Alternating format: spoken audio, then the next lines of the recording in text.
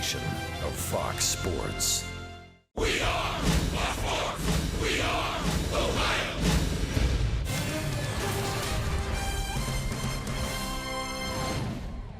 The Reds got win number 1 in game number 2 last night, thanks to 7 shutout innings from left-hander Brandon Finnegan. Scoreless game in the 7th. Joey Votto, his first hit, producing the first run in a 2-0 Cincinnati victory. So now we turn the page to what is an overcast but dry so far anyway. Thursday afternoon in downtown Cincinnati. Welcome to Great American Ballpark. Reds and the Phillies in the rubber game of this series. Hi again, everybody. Alongside Chris Welsh and Jim Day, I'm Tom Brenneman. Welcome, as always, to Reds baseball right here on Fox Sports Ohio. Today, a huge day in the life of one Rookie Davis. His major league debut, he gets the ball today for Brian Price. You know, all throughout spring training, these young pitchers are watching each other. And we mentioned at the very beginning of last night's game that Brandon Finnegan at age 23 is kind of a leader on this pitching staff. Well, I imagine that Rookie Davis was watching him last night, and he's probably thinking to himself, man, oh man, when you throw quality strikes right down there in the bottom of the zone, you mix up your pitches a little bit.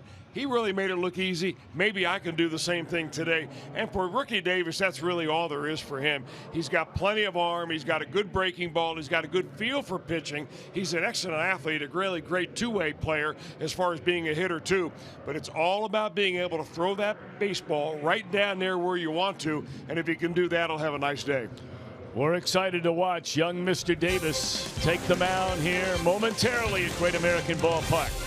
Reds trying to win this opening series. The third and rubber game is coming up on Fox Sports Ohio.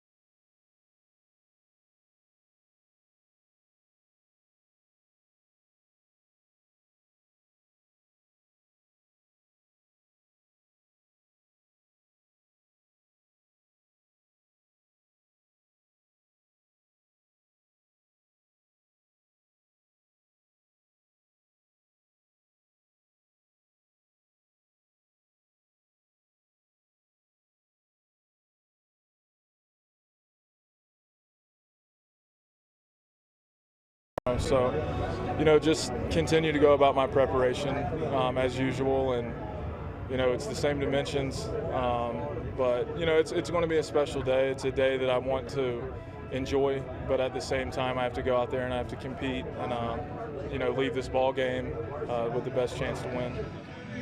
I'm Jim Day. Rookie Davis talking in our Elk and Elk storylines today, and there you see the big righty warming up, about to make his major league debut. He's got mom and dad, friends, family all in from North Carolina, and there they are. You can imagine the emotions going through them right now. Reds have 7 rookies on their opening day roster, and one of them happens to be named rookie. Let's see what he's got. Well, if all of them live in the little town of Holly Ridge, North Carolina, they make up a pretty significant number of the overall population. You see his numbers between AA and AAA presented by Mazda. Well, very impressive last year. Even more impressive for rookie Davis was this spring in Goodyear. His first pitch in the big leagues is strike one.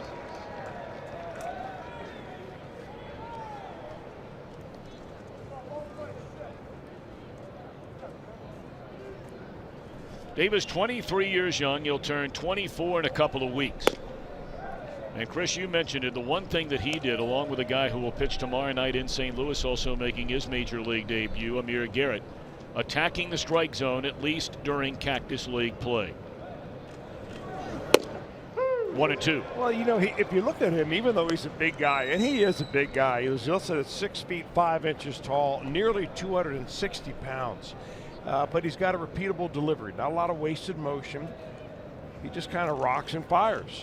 And he's got somewhat of an easy delivery. And the thing that impressed me about rookie Davis when I saw him pitch down in Goodyear, Tom, was the fact that he's got a real good feel for his breaking pitches. He's not out there trying to throw his breaking ball as hard as he can every time. Changes speeds on a little bit. I think he understands and appreciates that. The first batter he faces as a major leaguer, he strikes out Cesar Hernandez. Welcome to the major leagues, rookie Davis.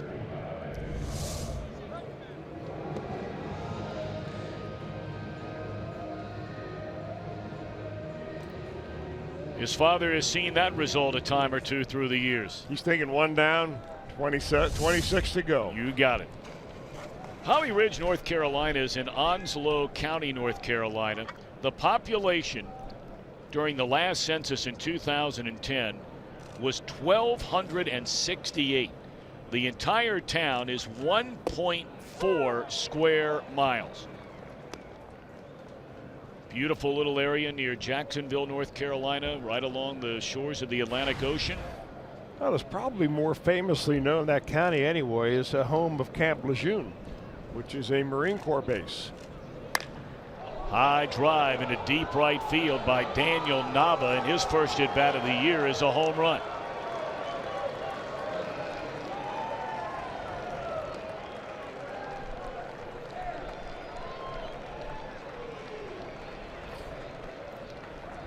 So a quick high to an early low. You go from a strikeout to giving up the home run ball.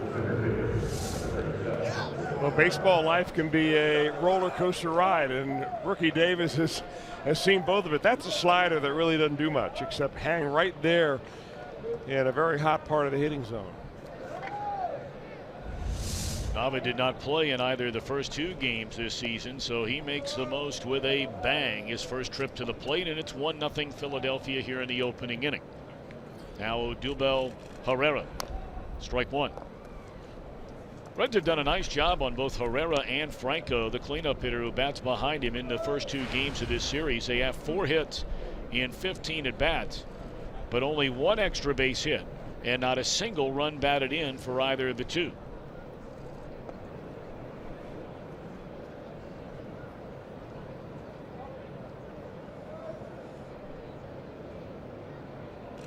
In fact, not only the pitcher, rookie Davis, as there's a broken bat liner that gets by Peraza into center field, a base hit.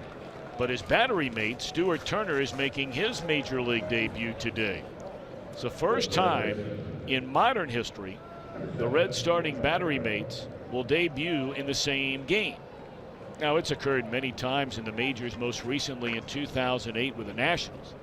But a first in 100+ years of this Reds franchise.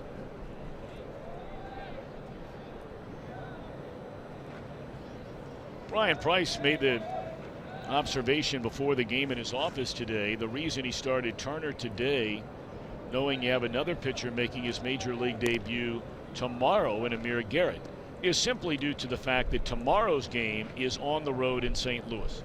And he wanted the veteran Tucker Barnhart behind the plate when you're playing in front of 45,000, as the Reds will be tomorrow night at Busch Stadium. Well, if you look at the Phillies lineup, they've made quite a few changes in it. Pete Mackanin has. He's bringing guys in that have not really appeared at all in this series so far, like Daniel Neva, the guy that hit the home run here. Whereas Brian Price has pretty much kept his set lineup with the exception of Stuart Turner behind the plate.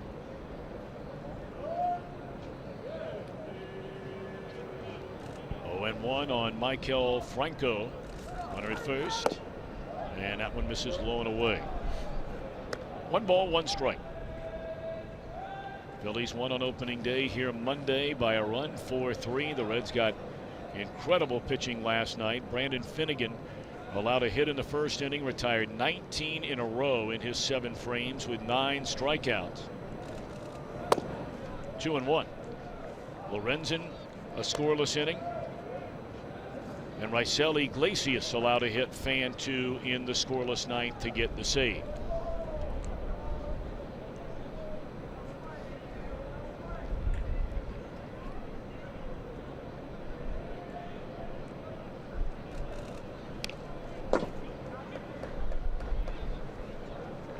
Take a look at the Phillies lineup under Pete Mackanin, brought to you by Menards. We've seen the front 4. Saunders to follow. Knapp catching. Stassi, his first major league start. Galvis, the shortstop, and Clay Buchholz make his National League debut, his Philadelphia debut, after spending his entire career up until this year with the Boston Red Sox. 2-2 on Franco. Slider away.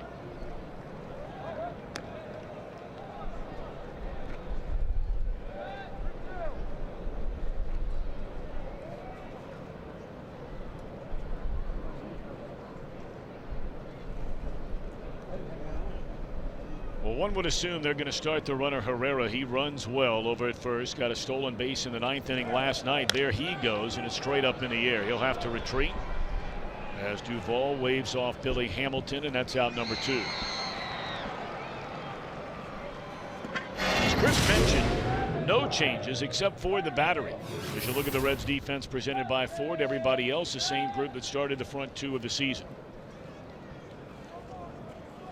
Yeah, different managers have different philosophies. I showed, or at least talked about the major difference between Pete Mackanin and Brian Price in that book, because the Phillies have quite a few new players in there. You know, the interesting thing that happens coming out of spring training is that all your extra guys are playing every day in spring training, and then all of a sudden the season starts and those guys sit the bench, and they sit the bench, and all they do is take batting practice and a few ground balls. So it doesn't take long for those players that were used to playing every day, who are kind of in a good rhythm, to lose that rhythm by sitting on the pine. Of course, the Reds don't have many options on their bench to begin with, considering they have 8 pitchers right now in their bullpen to go along with their 5 starters. So that bench has a quartet, and that's it. Scooter Gennett, Patrick Kiblahan, backup catcher Tucker Barnhart, and Arismendi Alcantara. Straight up, should end the inning. So rookie Davis allows a home run in the first, and that's the way his major league career begins. The Reds will try and answer, starting with Billy Hamilton when we come back. 1-0 Philadelphia.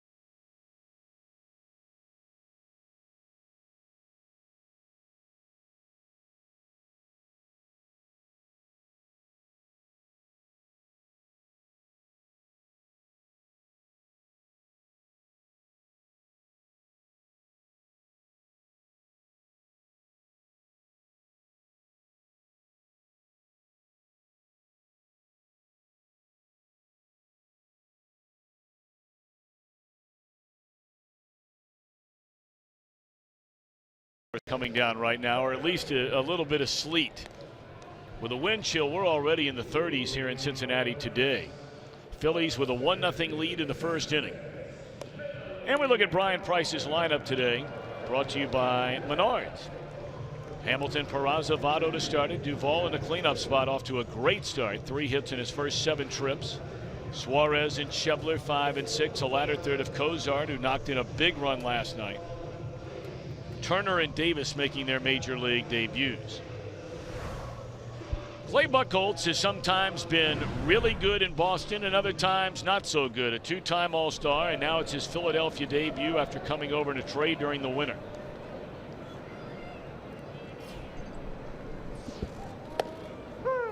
Strike 1 to Billy Hamilton.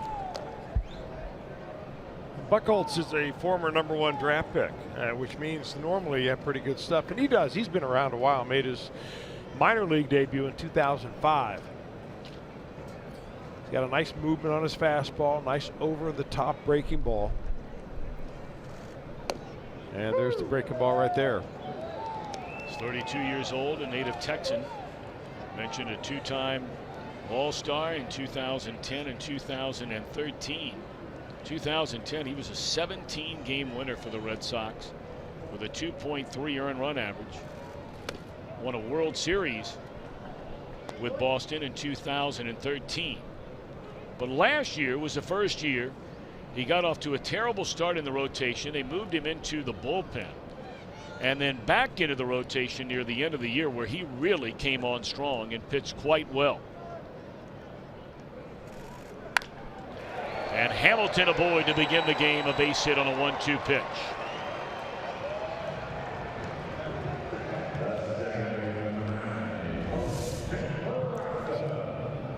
Yeah, Billy went right upstairs to get this pitch. Buchholz throws a little cutter right there, probably trying to get that ball inside, and slipped out of his hand, and a base hit through the box for Billy.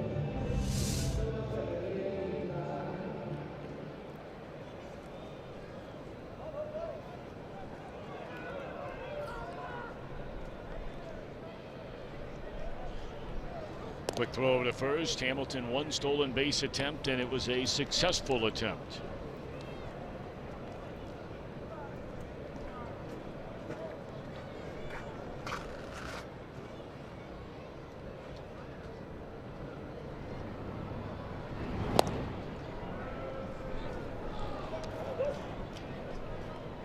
Well, we have been forewarned by those that have seen Buchholz pitch in spring training this year that you would be hard pressed to find a pitcher more deliberate on the mound in between pitches than Clay Buchholz.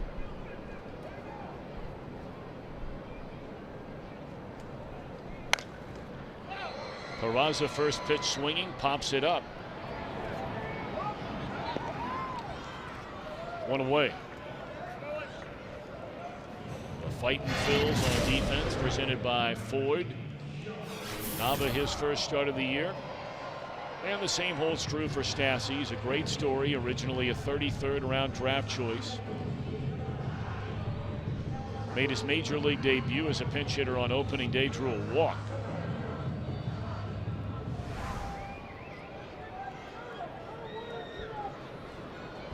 Here's Votto, 1 hit so far this year, but it was a big one. Landing in the seats in right center field last night to give the Reds a 1-0 lead. The hit that he got came off a breaking ball, Tom. We showed that in slow motion last night, and he lofted it out of here for the home run. It would surprise me if he gets too many of those in the zone here today.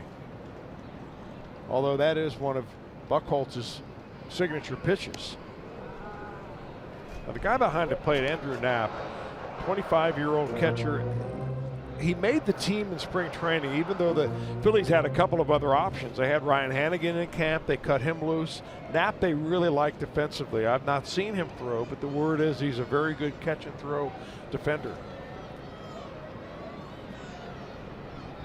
Hamilton, a decent lead at first. Not as big as we've seen most of the time, but apparently that got a piece of Joey's bat. That's a foul ball. 1 ball, 1 strike.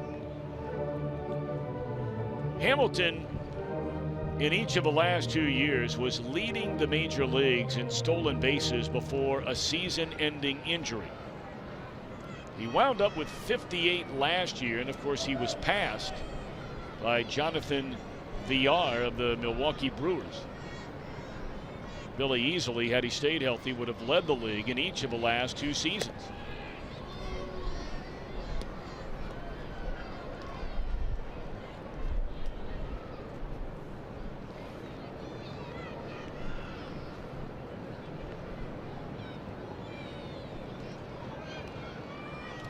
For those that have been around a while, when you just look at the frame of Buchholz standing out there on the mound wearing a Philadelphia Phillies uniform, well, I tell you, it brings back memories of, remember Andy Ashby?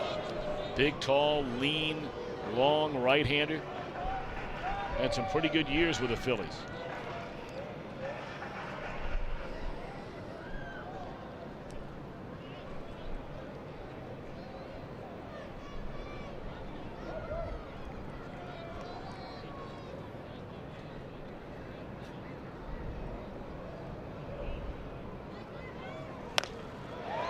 High fly ball into right center field. That'll be Saunders to wave off Herrera, the second out of the inning.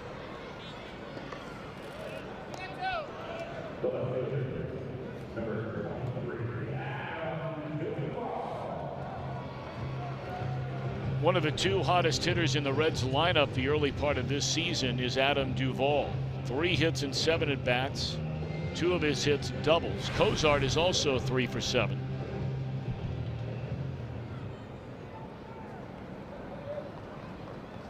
Louisville, Kentucky native, a National League All-Star in his first season, full season as a major leaguer last year.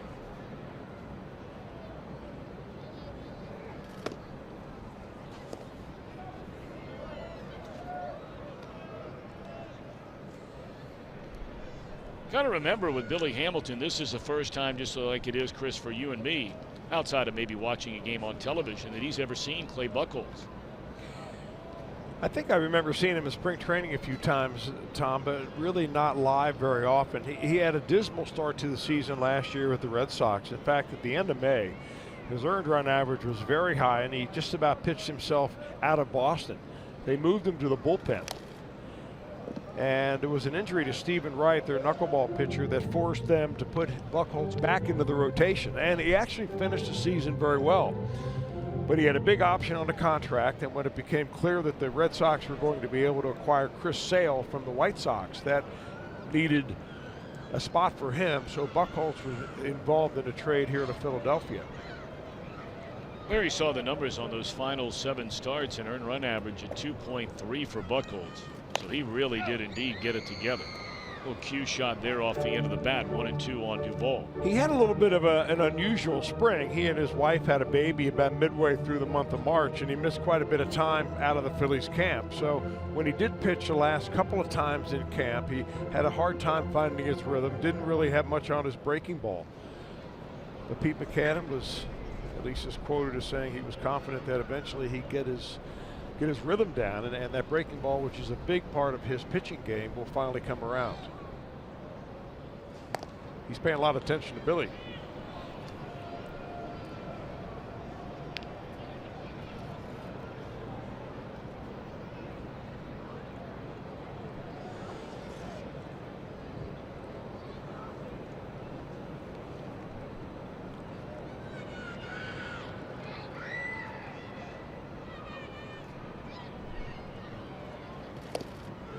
Strike 3 called, a fastball right on the inside corner to retire the side.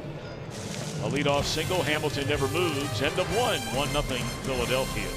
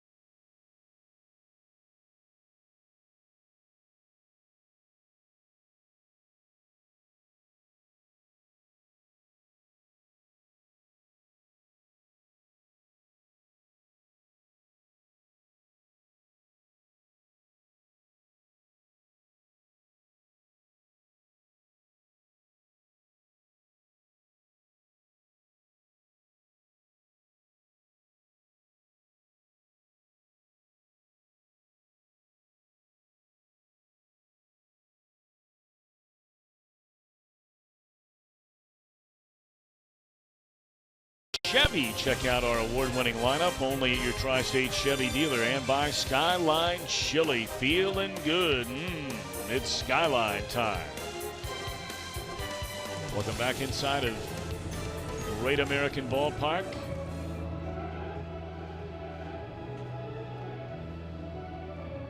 Rookie Davis making his major league debut, allowed the home run to Nava in the opening inning. And now he'll face Knapp, Stassi, and Galvis in the Phil's second.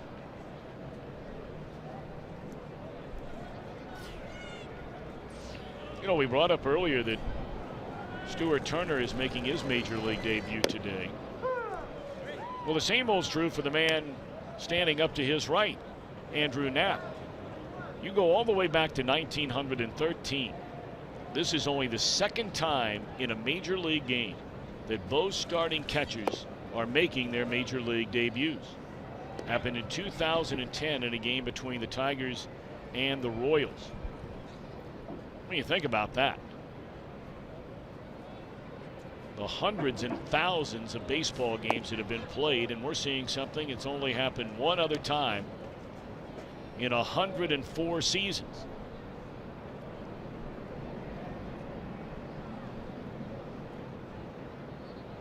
Two-one to Knapp.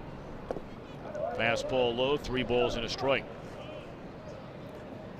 Well, what the Phillies have in their minor league organization is a young catcher that they're extremely high on named Jorge Alfaro. And they're not sure when he will make it to the major leagues, but when they do, they will figure that he will be the starting catcher and Knapp will probably be the backup. And here we're already talking about Knapp being a backup and he's making his major league debut. Sounds a little unfair, but that's, you know, organizations have long range views. Of course, they're all subject to change based on how players end up performing. Strike 3 called. Good looking fastball at 94 miles per hour on the inside corner. Knapp disagreeing with Vic Carapazar, home plate umpire today. Second time now in 2 batters, inside fastballs were called for a strike. That looked like it had the plate, no problem. Adam Duvall rung up on the last pitch of the bottom of the inning with the same type of inside heater. Boy, that's about perfectly placed.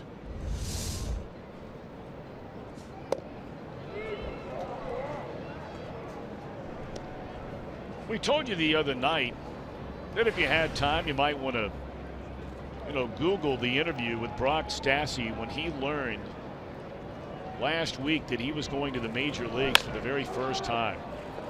And man, is he taking a pile of ribbing for his teammates over that very emotional interview, which brought tears to his eyes. But his teammates have really let him have it. And Davis takes care of him on 2 pitches, 2 out. You know, you cry in public when you make the major leagues, and you cry in private when you get sent down.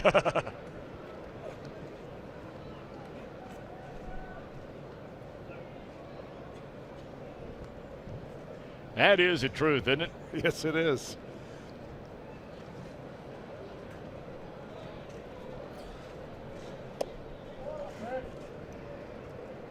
So now Galvis, who has 2 hits and 7 at-bats during the series.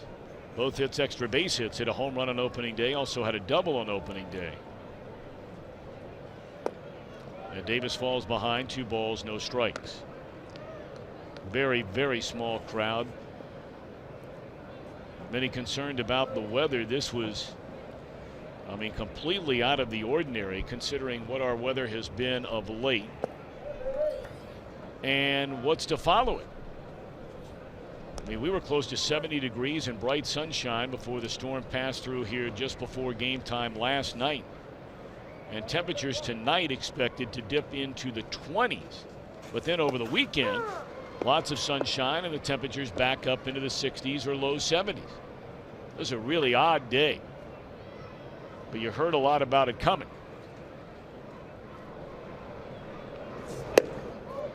There's ball 4, a 2-out walk to the number 8 hitter.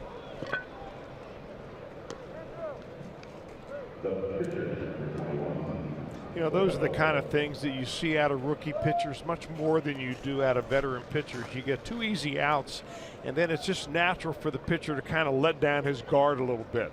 All of a sudden you run yourself into a full count or a 3-ball count, and you walk a guy and you think, well, yeah, I've got the pitcher next. I'm probably going to get him out. And that's the other reason why you let your guard down. But if you really think about it, and he will as he moves on in his major league career, Rookie Davis, you'll think, I want to save that pitcher to lead off the next inning. I don't want him batting here.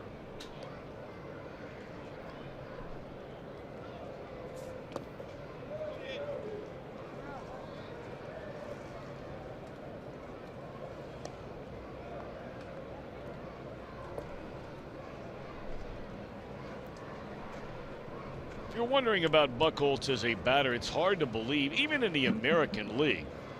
I mean, ever since Buchholz came to the big leagues, you're playing a number of interleague games. He only has a grand total of 13 career at-bats. He had 2 all of last year, but as we mentioned, he was, in and out of the rotation. But just 13 at-bats, and he has 2 hits.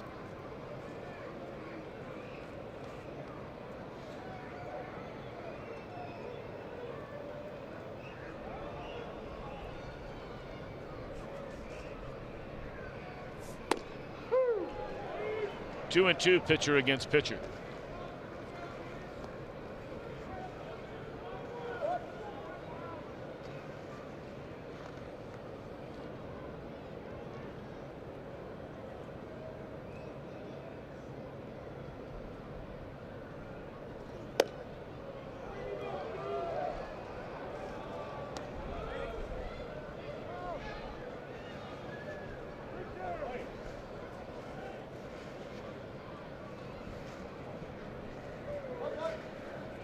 Well, Buchholz has to believe a fastball is coming here. The runner gets started over at first, and Galvis can run a little bit. 3-2 pitch, and he chased ball 4. So thank you very much, Clay Buchholz. Phillies lead after an inning and a half, 1-0.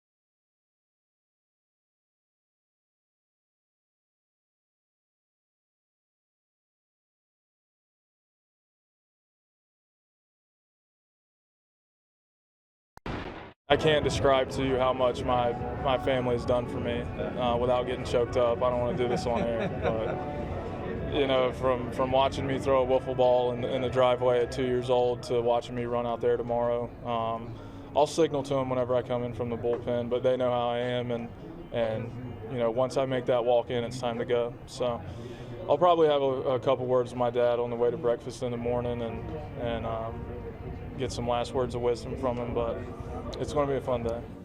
And we're with Rookie Davis's family. That was a nice salute coming out of the bullpen. We've got Mom Lisa here. We've got Dad Billy. We've got Big Sis Arian over here. A number of family and friends in from North Carolina to see the Major League debut. He talked about it, playing wiffle ball when he's 2 years old, and it's a long road to get to Major League Baseball. What's your emotions as you watch him out there, Mom? It's so much. You've waited so long, and then when you see that culmination of your dream and hard work and the opportunities all come together to make it a reality for him, happy it happened for him and that he includes us in it. It's a big moment. Yep. What about you, Dad? It's just, it's just a lot of emotions. I mean, the whole last week has been just enjoyable. Yeah. The news that he was on the 25-man and just getting here and to see it today is just a culmination of a lot of hard work. And it was a barrel full of emotions right off the bat. He strikes out his first batter, and then welcome to the bigs, gives up a home run. That first strikeout, though, you were pretty stone-faced. Well, I stay like that, I'm locked in on the game. I've always been like that, When we get in the car, I'm a different guy, though. Well, you got a boatload of people up here, a small town in North Carolina. Half the town here? It seems like it, and the rest are back home watching on TV at restaurants and local high schools and businesses across the county. Now, you have raised a fine young man. I can attest to that as Suarez in there with a double. Just getting to know Rookie, you can tell that he has a good upbringing. Now, Dad over here says if he gets out of line, Mom's the enforcer. Is that true? Sometimes things have to be done. He's bigger than me, but you still got to try, right? Hey, Dad, when you going through spring training, he was one of those guys that was on the outer edge, a long shot to make it. What did you talk to him about throughout spring training? And when you finally found out, well, he's really got a shot to pull this off? Well, I mean, I knew he was capable. You go back to last year when he battled injuries, and I think a lot of good came from that. He learned how to pitch when he didn't have his power. And, I never doubt his ability.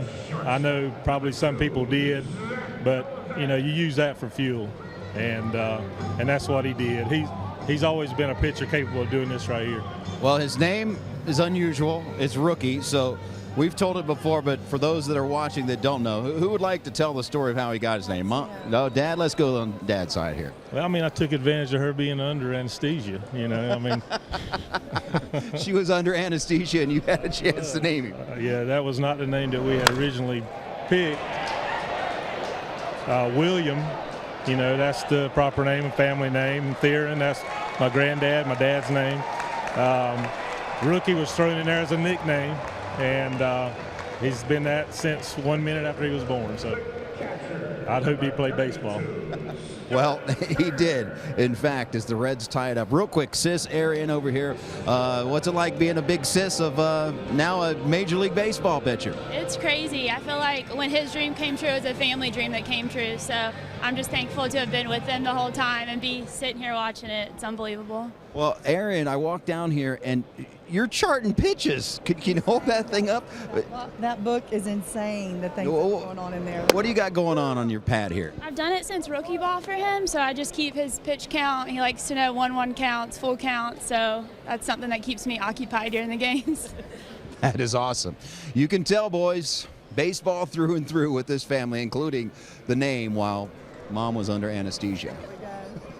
Hey, Jim, you might want to let Big Sis know there, Little Sis know there that, our statistician, Joel Luckham, I mean, he's got a family at home that he's taking care of and not working as many games this year. She's got nothing going on. We can use all the help we can get. Hey, Arian, we got a statistician in the booth that might be a little busy and might need some games off, so we might call on you and need your help someday. I'm always available. That would be a dream. There you go. All right. That's great stuff, Jim Day. We thank the Davises for letting us spend a few minutes with him today. I'm sure that this is one of those days. You never know. Everybody's a little bit different, Chris, but on these kind of days, you really want to just be with your clan and focus in on watching your son or brother, whatever the case may be. But very kind of them to let Jim stop by for a little while. Really, Jim did a nice job as always, and what a delightful family. I thought the comment that Rookie made when he began that interview, when we before visited with his family, about how important they were to him and what they've done for him, and he didn't want to get all emotional on camera in front of Jim. So you could tell they're a very tight-knit group, and you just have to be so happy for them. The Reds have to be also extremely delighted. They got 4 players in return from Aroldis Chapman, and now it's Rookie Davis that is in the big leagues.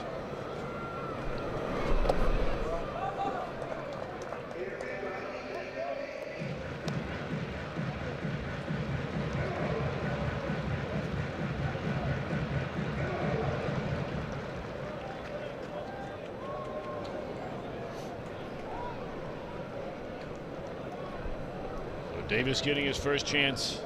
He's hoping in this inning to swing the bat. It is the first chance ever for Stuart Turner not to take it away anything from his major league debut today. He had an awfully good spring. Really, actually swung the bat much better than the Reds had anticipated based on their scouting reports. Rule 5 draftee, the Reds picked him up last December from the Minnesota Twins. Reds have done an excellent job in this inning to produce the tying run. They got the leadoff double, a ground ball by Schebler to the right side to advance a runner. Cozart the sac fly. And so we're 1-1 here in the last of the second inning. This is the decisive game of this 3-game series. Reds will be hitting the road, going to St. Louis and Pittsburgh. The Phillies go back home for their home opener tomorrow against the Washington Nationals.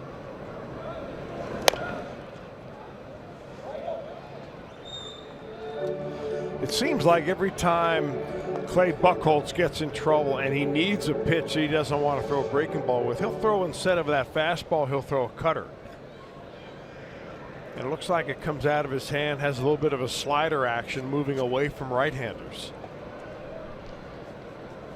Got a number of the Reds hitters to pop up that pitch already, including Votto and Peraza. Strike 3 call came with a fastball that time, and that'll end the inning. The Reds tie the game. We move to the third, even at 1.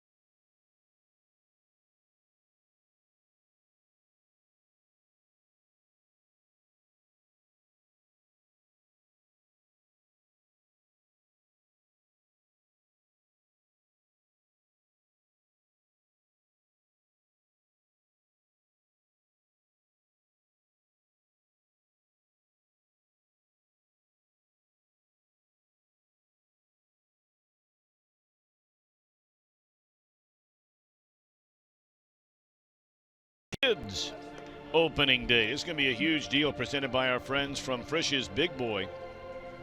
Mark your calendar, Saturday, April the 15th. You come in early, see the Reds walk the red carpet. That's during a pregame block party, which gets underway at 9 o'clock in the morning. In addition, kids 14 and younger receive a kids opening day cap. For tickets, call 513-381-REDS or visit Reds.com. You know, it used to be in the past we made a big deal out of opening night. Now all of that is turning into kids opening day. So again, that is a week from this Saturday. That's a day before Easter. Reds will leave town for 2 series, 3 games in St. Louis, 3 games in Pittsburgh, and then they return for a lengthy homestand. 10 games, 4 against Milwaukee, 3 in interleague play against Buck Showalter's Baltimore Orioles, and then a 3-game series against the defending world champion Cubs.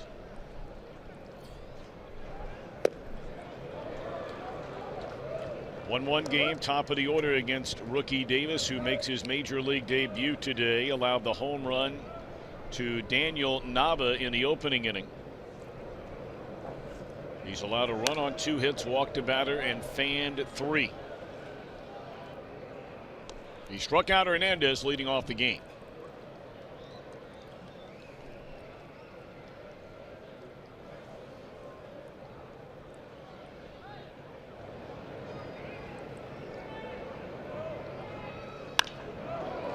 And that one dropped into right center field, a base hit by Hernandez. So now it will be rookie Davis's turn to pay a lot of attention to a would-be base stealer. Not a bad pitch really by Davis there. He had an 0-2 count on Hernandez, and rather than kind of fooling around with breaking balls and trying to make him chase, I think he wanted to throw this ball a little bit more inside, that Hernandez got enough of the bat on it to be able to get it into the outfield. Hernandez has really turned into a nice player. Another area of his game they'd like to see improvement in is the running game. He's extraordinarily fast. I mean, lightning fast. But he's not considered a great base stealer nor a great base runner. Stole 17 bases last year, but he was thrown out 13 times, picked off a number of times. But they believe he has the capability of stealing 50 in a major league season, obviously, if he gets on enough to give it a go. Big lead over there.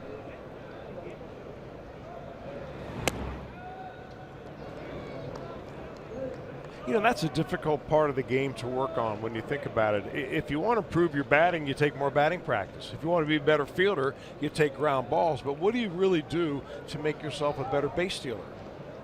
You have to learn how to read the move of the pitcher, how to get leadoffs down there. But it's hard to do that except at game speed. And baseball is one of those sports that you never really practice at game speed.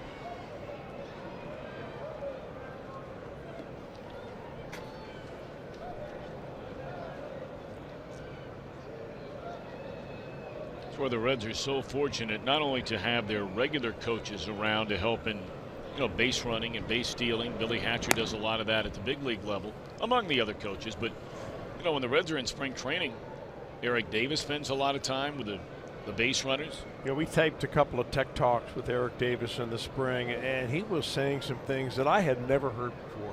Brilliant things as far as getting leadoffs, how to move off of first base, how to trick the pitcher into thinking certain things. Reds are very fortunate to have those guys around. And Barry Larkin comes around. Not only were those two guys great players, Larkin a Hall of Fame player, and who knows, Davis may have been a Hall of Famer were it not for so many injuries. But they were both exceptional base runners and base stealers. Well, Larkin has, as I remember just off the top of my head, one of the highest stolen base success percentages. And I think Davis does too. Yeah. And we're talking well over 80%.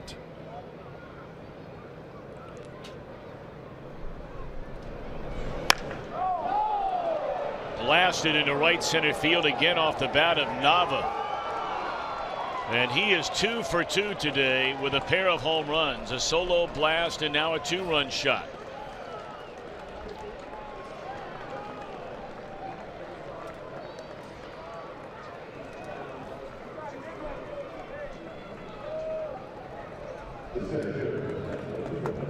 Former teammate of Clay Buchholz in Boston. The second home run for Nava and the second home run on an off-speed pitch. The first one recorded as a slider. That one is called a changeup. I think it was a changeup, and boy, that's just right down to Broadway, and Davis knows it immediately. Two of the biggest differences when you come out of AA or AAA and then to the major leagues. One is the size of the strike zone. It's smaller here in the major leagues because batters don't chase off the plate like they do down in A-ball, AA, and AAA. And the other is, when you make a mistake here, they don't foul it back to the screen.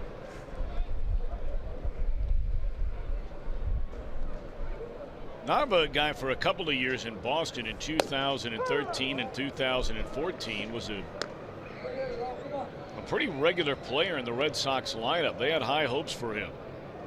But then he really fell on hard times in 2015, got hurt, wound up being shipped off to the Angels. He spent a little bit of time, 9 games in Kansas City last year before Philadelphia brought him on board, and here he is making his Phillies debut. 2 for 2, 2 home runs, 3 knocked in.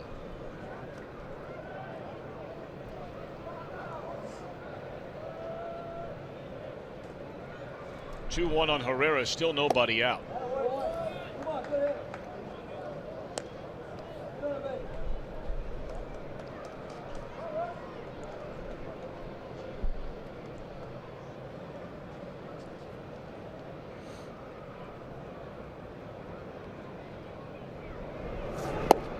Good off-speed pitch there. That may be one of the better ones that he has thrown. Looked like he took a little bit off the slider right there in order to get some really good downward break.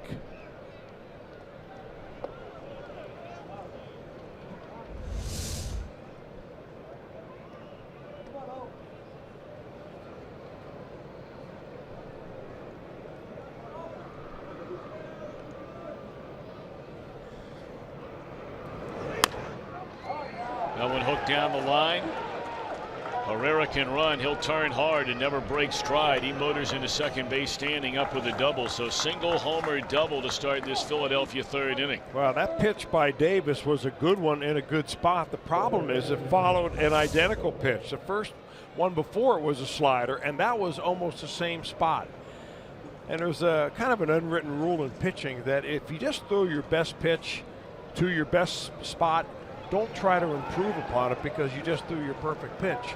So he showed Herrera a really good pitch and then came right back with one that maybe wasn't quite as good. Herrera had it fresh in his memory and he was able to take care of it.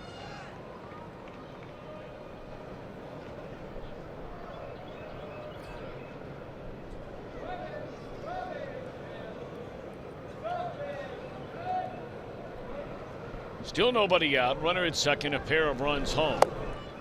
Philadelphia taking its second lead of the game. It's 3-1 and strike one in there to Franco.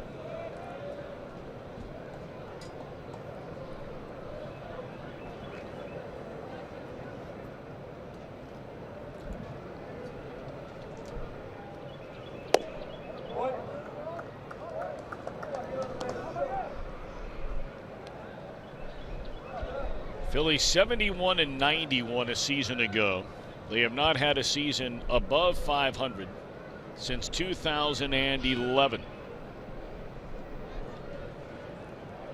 They have flipped over half their roster from opening day a season ago. And they have scored nearly as many runs through the first 2+ innings today as they have in the first 2 games of this series. And offense was the primary problem for Pete Maccannon's team a year ago. They have the lowest run total in the National League, the second worst on base percentage in the major leagues. Didn't hit many home runs, only 6 teams hit fewer. They were last in OPS, second to last in slugging percentage, and in 79 of their 162 games they scored 3 runs or fewer.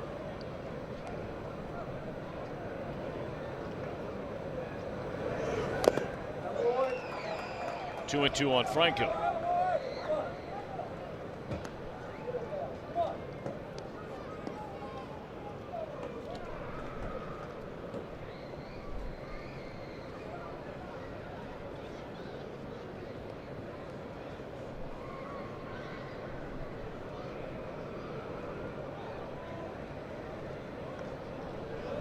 Herrera, the runner out there at second with none out. And this will not advance a runner. Cozart looking it back. Now he's breaking. Here, and Votto will not even make a throw. Good heads up base running right there by Herrera.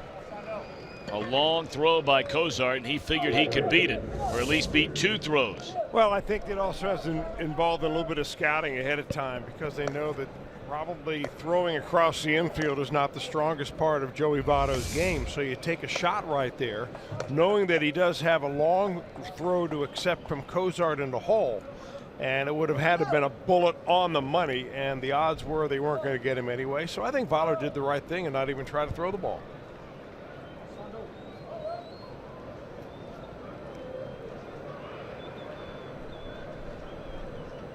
So now Michael Saunders. First pitch swinging. Good fastball in on his hands, and he's able to fight it off for strike one. See if Davis can find a way to avoid any further damage in what has been a 2-run Philadelphia third. Runner at third, infield in, 1 out.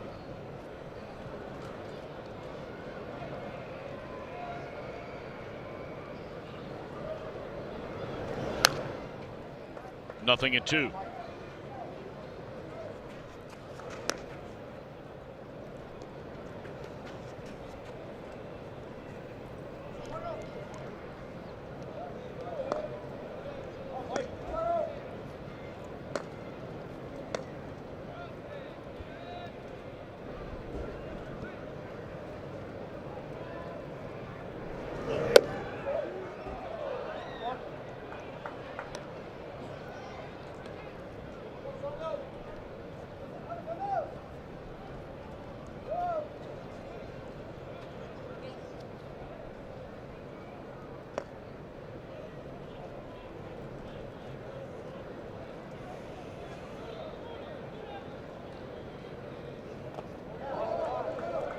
Tried the fastball 0-2, breaking ball on 1-2, and missed with each.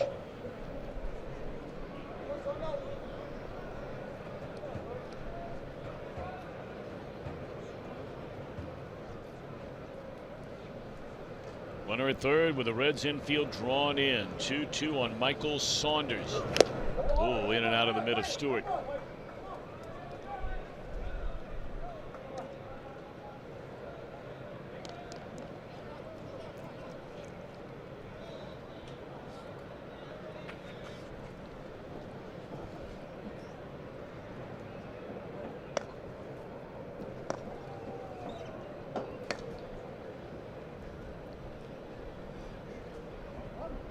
Once more, the 2-2 coming to Michael Saunders. Bottom fell out there. Good pitching there by Davis for the second out, and the infield can back up and out away from ending the inning. Looked like he threw back-to-back changeups to Saunders in that at bat. We'll take a look now. That's a slider right there that comes in at 88 miles an hour and a good downward break. That's a good spot. Left-handers love it down and in, Saunders especially. And you just can't resist.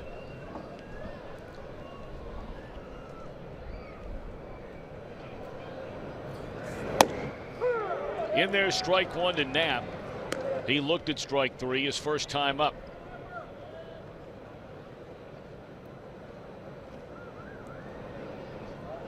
Only one of the game underway already in baseball. The Royals and the Twins wrapping up their season opening series in Minneapolis. Out of play. The Red Sox and Pirates already rained out. They've called that baby off. Reds will see the Pirates Monday in Pittsburgh. Pirates are 0-2. Dropped a 12-inning affair last night by a final count of 3-0. Number of other day games set to get started.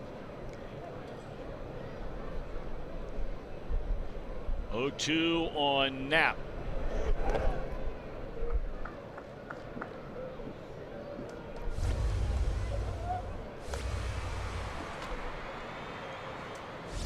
His next pitch will be the 30th thrown in this inning by rookie Davis, and he has 65 total through the first 2 2/3 innings. This third started with a single by Hernandez, home run by Nava, double by Herrera, a ground out and a strikeout, and a runner's at third with 2 away, and remains 1 ball 2 strikes on Andrew Knapp. Davis was originally drafted by the Yankees, 14th round pick. It made him about the 400th or so player taken in that draft. But in high school, boy, oh boy, did he dominate. He threw 5 no-hitters. When he graduated, his overall record was 25-4 and struck out 422 hitters in 200 innings.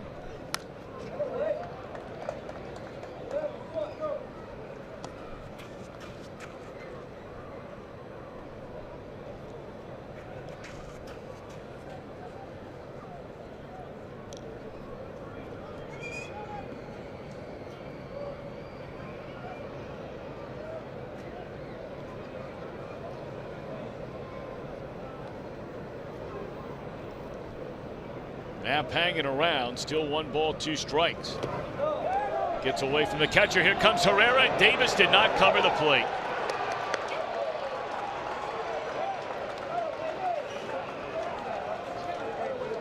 A 4-1 ball game. That'll be a wild pitch on rookie Davis. Well, the question was whether the batter went or not. I mean, you see Carapazza, the umpire, looking down to third, but meanwhile, here comes the runner. The heads-up runner play right there by Herrera. He has single-handedly got himself from second to third, and then now from third to home.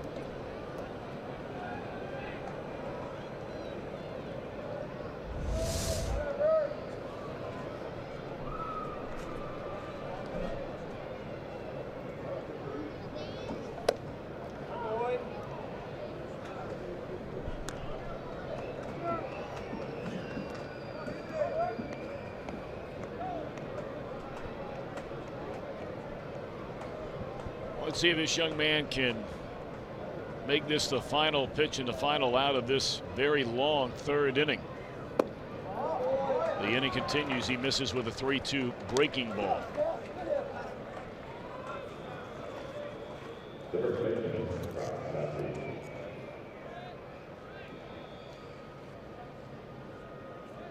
I would imagine you'll see some activity starting shortly here in the Reds bullpen. In fact, just getting up on his feet and starting to loosen his left-hander Wandy Peralta, and Mac Jenkins, the Reds pitching coach, will trot out for a visit. Well, the one thing that Brian Price will keep an eye on this young pitching staff very closely this year is these innings that are on the verge of getting out of hand. You know, when you have a veteran pitching staff out there, these guys normally know how, after a few years in the big leagues, to limit damage. But when you're a young pitcher, sometimes, you know, one thing leads to another, and all of a sudden you see a 3 or a 4 spot up on the board, and the game begins to get out of reach. We've seen 3 in this inning. Now Stassi, he grounded out to Votto his first time up. The 7th batter to come to the plate in what has been a 3-run third for Philadelphia. 35 pitches in this inning for rookie Davis.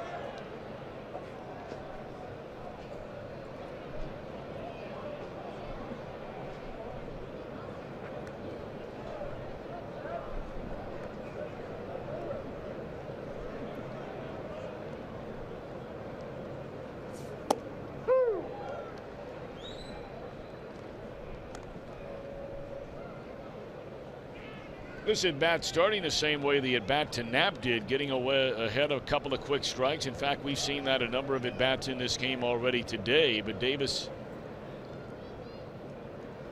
just trying to put a hitter away off the outside corner.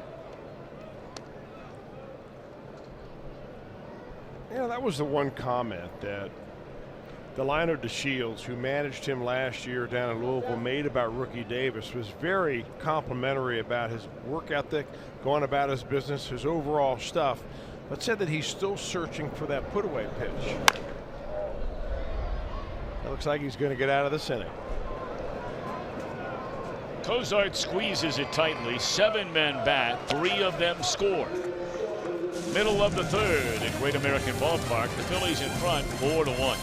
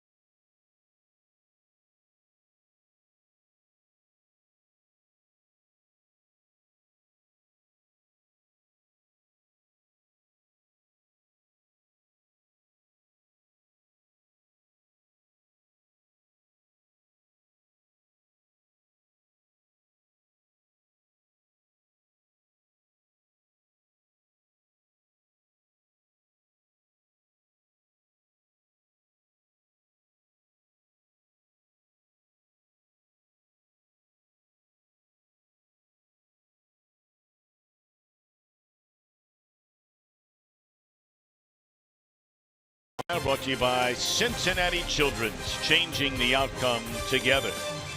And by your local Ford dealer, Ford, go further. Reds have a little work to do, but we're only in the bottom of the 3rd inning. Philadelphia out to a 3-run lead after a 3-run top half of this 3rd inning.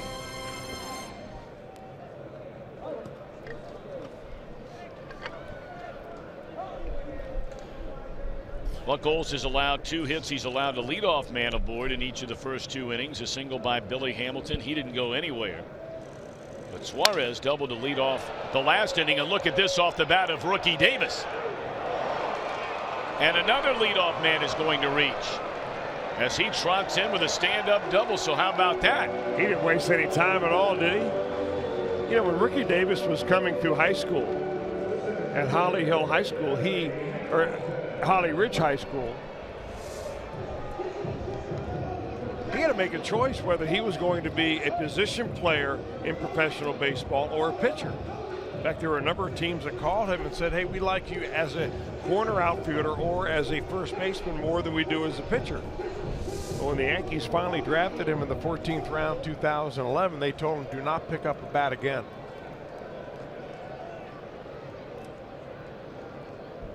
All right, let's see if that'll be the start of something big here in the last of the third for the Reds, trying to answer the 3-run top of the inning by Philly.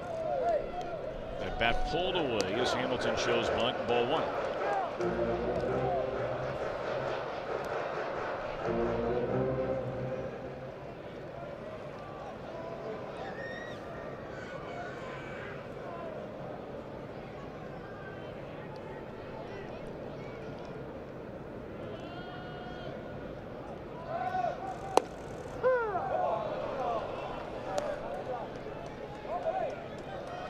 We don't know if Hamilton intends on bunting or whether he's just showing bunt.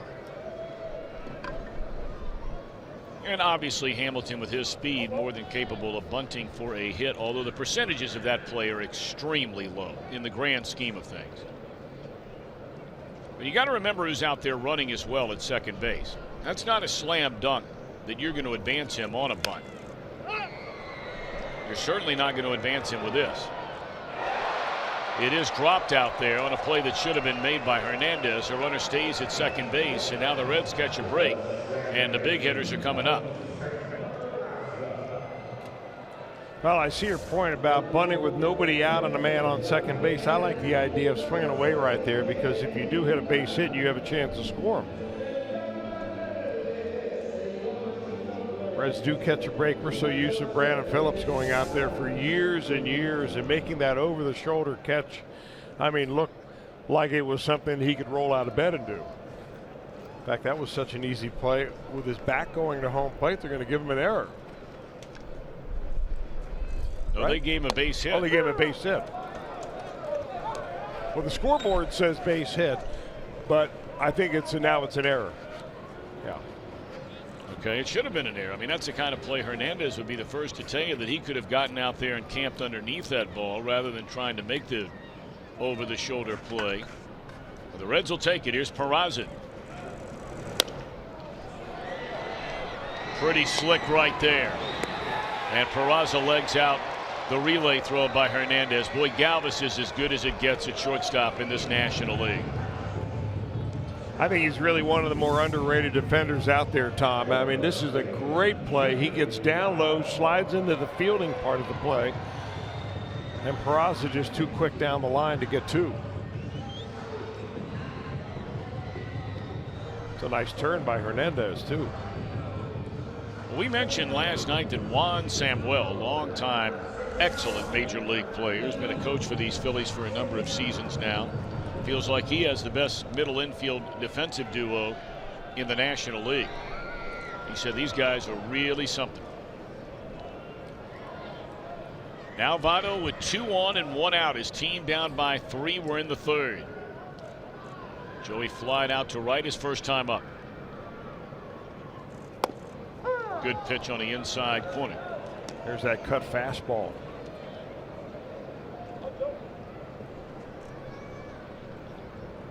Votto in his career a .332 hitter with runners in scoring position. That's career.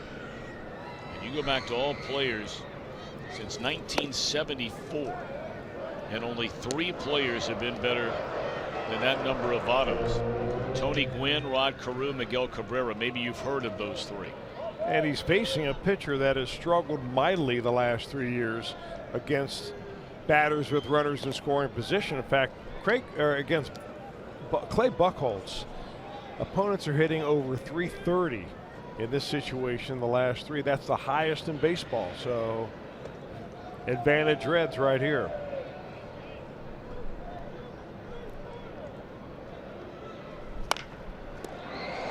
There's one, and there's a double play to end the inning. We played 3, and the Phillies lead by 3.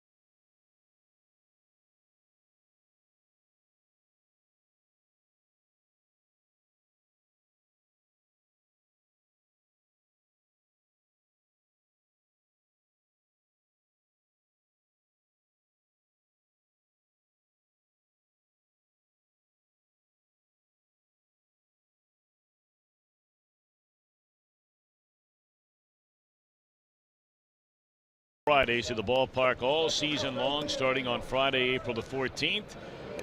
Reds will take on the Brewers. You can be here for just $12. Plus, stick around for the spectacular post-game fireworks show presented by Miracle Grow. For tickets, call 513-381-REDS or visit Reds.com. Well, the Major League debut is over for rookie Davis. He goes 3 innings, allows 5 hits, 4 runs all earned, including a pair of home runs, both by Daniel Nava. He walked 2 batters while fanning 4. And he will give way to left-hander Wandy Peralta.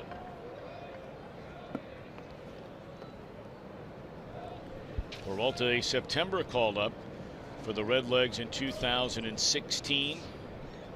Spent last year, like rookie Davis did, at AA Pensacola and AAA Louisville, where he went a combined 4-2, a 2.50 ERA at 3 saves.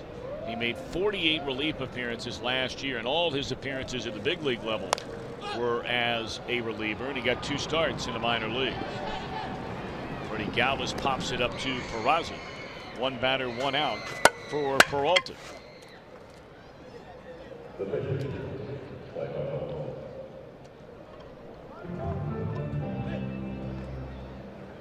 You know, you probably heard Chris Welsh talk a lot about Peralta.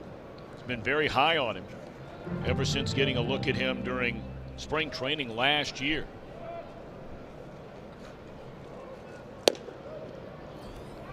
Ball 1 to the pitcher, Clay Buchholz, who struck out his first time up.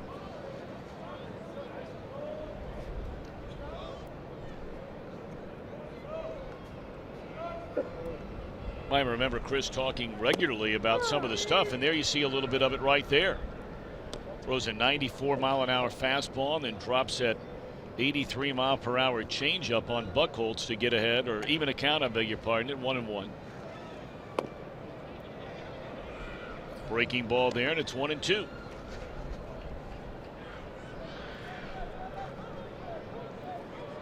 St. Louis, Missouri tomorrow night for the Redlegs. Gone swinging Buchholz, and a good start for Wandy Peralta. Has retired the first 2 batters he faces here in the 4th inning. Major League debut tomorrow night for Amiri Garrett. He'll be opposed by the longtime former Red Mike Leake. Looks like Bronson Arroyo will start the game Saturday against Michael Wacha. And then Scott Feldman comes back after making an opening day start and opening day loss to face Carlos Martinez, who was simply spectacular for the Cardinals in the season opener against the Cubs. He shut him out for 7 innings. But he did not get the win. That was a game where Randall Grichuk had the game-ending base hit late.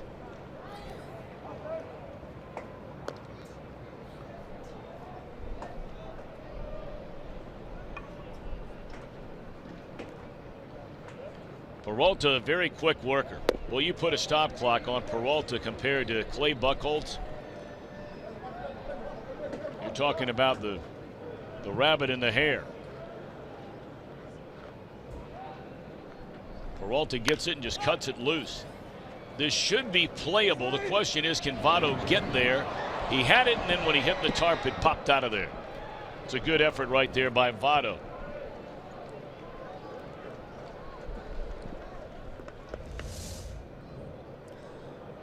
Votto looks like he's got it under control, and the whole thing for the defender right there is to make sure that your body's under control when you get to the spot where you're trying to make the play.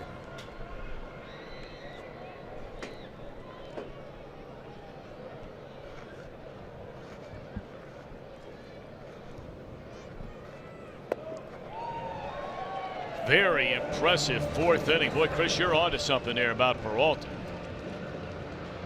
1, 2, 3 go the Phillies.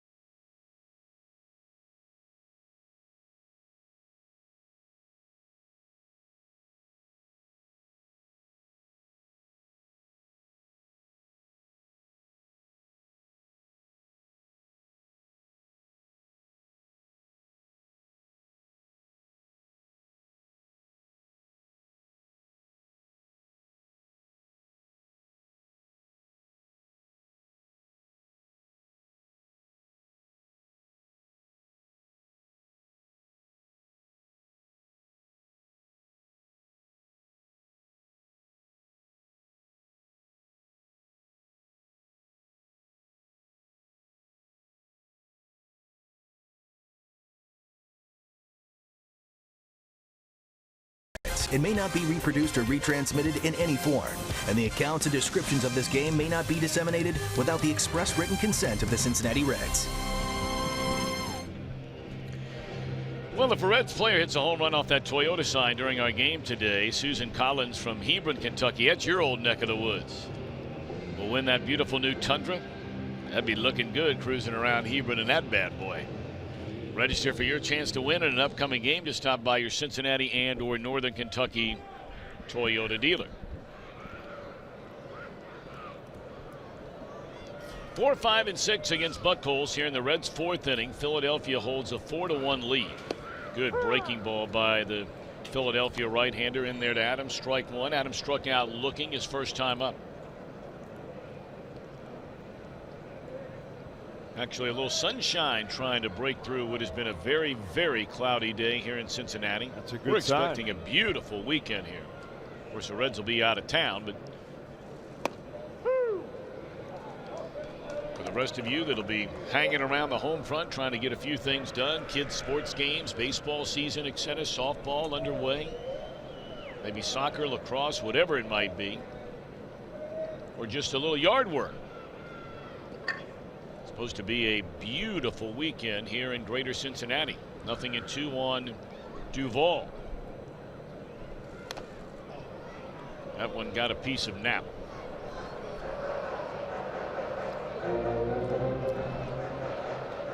And he needs a breather. Yeah, he'll take a moment right there. It looked like it deflected off the bat and went right into his hand. Look at his hand just kind of hanging right there. No, it wasn't his hand after all. No, he's going to put his hand there, though. Yep.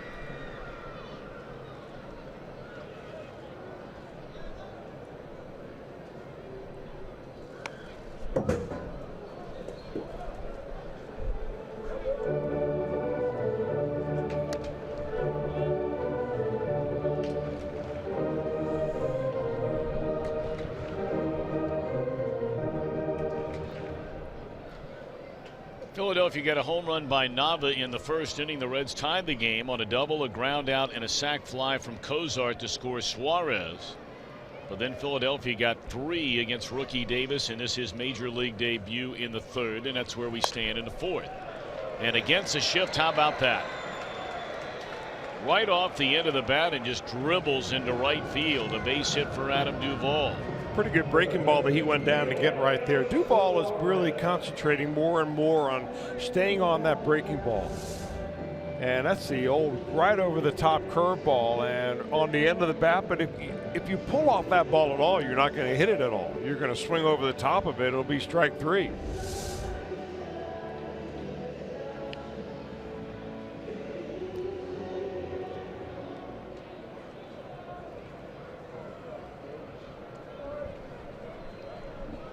Suarez hit the ball very hard, getting his first hit in this young season, a double into the right center field gap, and scored the only Reds run in the second inning. And another base hit for Suarez, and this one should send Duvall on to third. It will. So the Reds have something cooking here in the fourth against Clay Buchholz. Back-to-back innings where the Reds have reached the first 2 base runners of the inning. Last inning, Davis led off with a double, and error by the second baseman put him at first and second. They were unable to do anything. I got to figure that Clay Buchholz is out there thinking, you know, I've made 2 good pitches, and in back-to-back at-bats, I've given up base hits. So nice curveball that was negotiated by Adam Duvall, and that pitch by Suarez that he hit into center field was a pitch right down around the knees.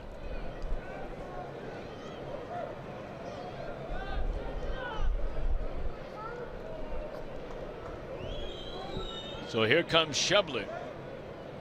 He swung at the first pitch his at bat in the second inning. He did advance a runner second to third on the bounce out to Hernandez. Reds are looking for more than that right now.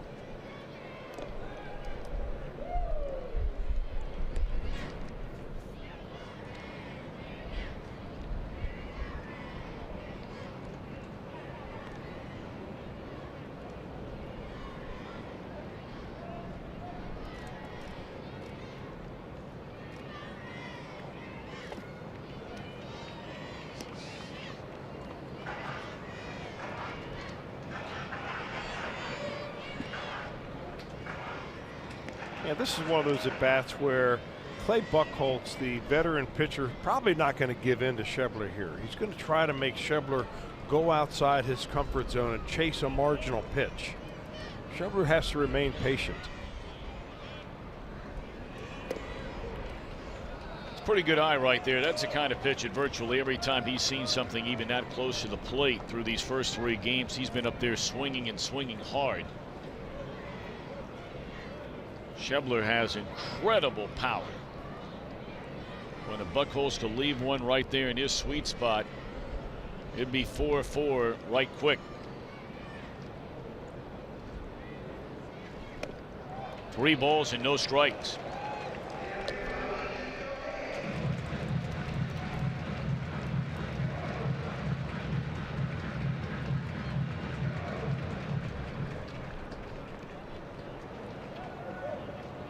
Schebler, 26 years old, grew up in Cedar Rapids, Iowa. Originally a 26th round pick in 2010 of the Los Angeles Dodgers, and then came over along with Jose Peraza in that three-way deal that Todd Frazier was sent from Cincinnati to the White Sox.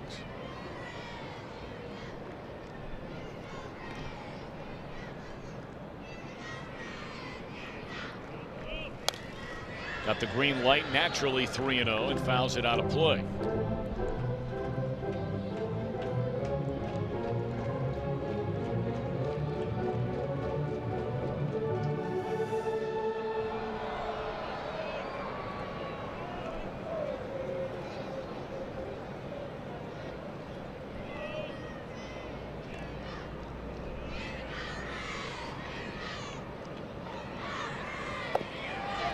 And he draws a walk. They are loaded with nobody out.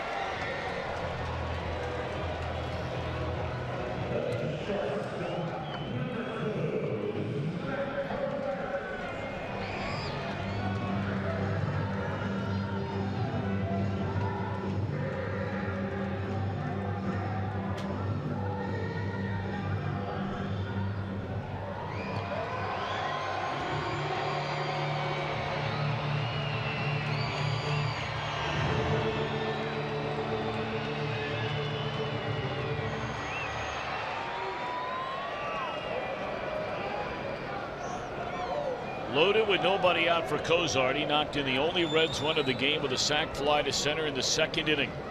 Reds a big chance here in the last of the fourth. Ball one away. Now remember, it was a game of missed opportunities for the Reds on opening day. In similar situations, they had them in back-to-back innings. Bases loaded, nobody out. Bases loaded, one out. And they could manage just one run over those two innings.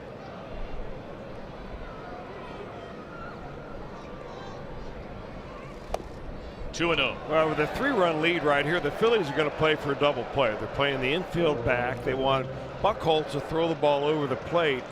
Cozart, on the other hand, would at least like to get the run in from third base right here.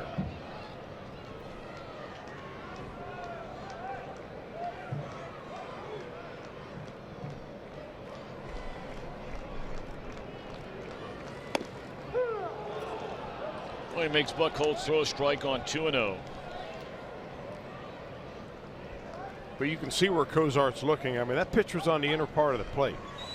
And he didn't even flinch like he wanted that pitch at all. He's looking for a spot out over the plate into his sweet spot. And he dumps this one into left field. It's going to plate one run. They will hold Suarez. You don't want to run into an out here with nobody out. And it's 4-2, and they're still loaded. But Cozart's off to a nice start. Well, it looks very comfortable at the plate. And I'm talking about him wanting the ball out over the plate. I think it was a situation where Cozart, as the hitter, was looking for a spot in the strike zone rather than looking for a particular pitch, say fastball versus off-speed pitch. That wasn't a bad-looking curveball by Buchholz, but it was out over the plate, and that's where Cozart wanted it. Bob McClure is the pitching coach for the Phillies. Been there a long time. He pitched about 15 or 16 years in the big leagues and had one of the best pickoff moves you ever saw.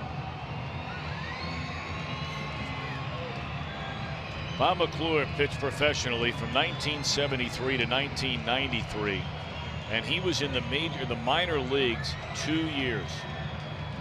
That's a long career, brother. He had 698 major league games.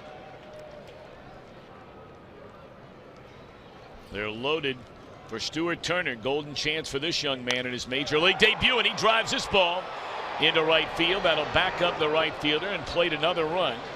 So an excellent job by Turner. He not only drives in the run from third, but the other two runners wisely advance. And now all of a sudden, Chris, it's a one-run ball game, and the Reds are going to send up Scooter Gennett.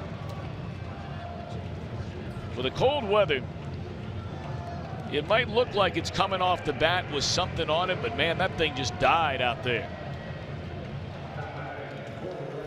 But a good at bat nonetheless for Turner, his first major league RBI.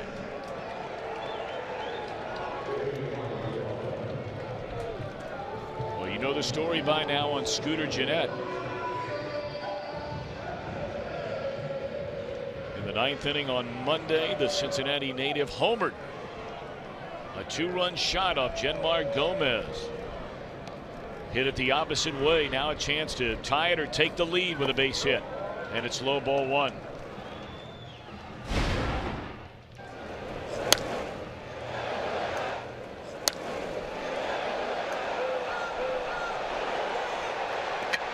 Brought the Reds to within a run.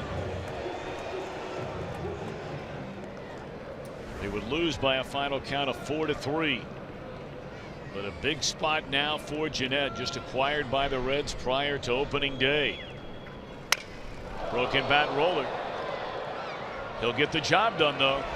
I mean, there's splinters all over the infield, but the bottom line is the Reds have tied this game.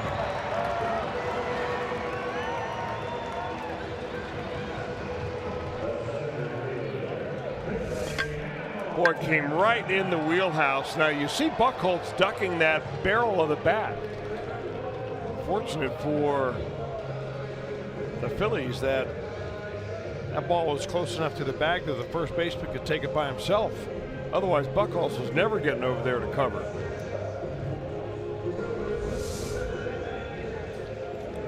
It's a nice little rally here. Very nice rally. And it's not over yet. If Billy Hamilton has anything to say about it. The go-ahead run is at third. Breaking ball in there, a strike. Billy a single to center in the first inning. He had that little pop-up in his short right field that was dropped by Hernandez for an error, reaching in the third.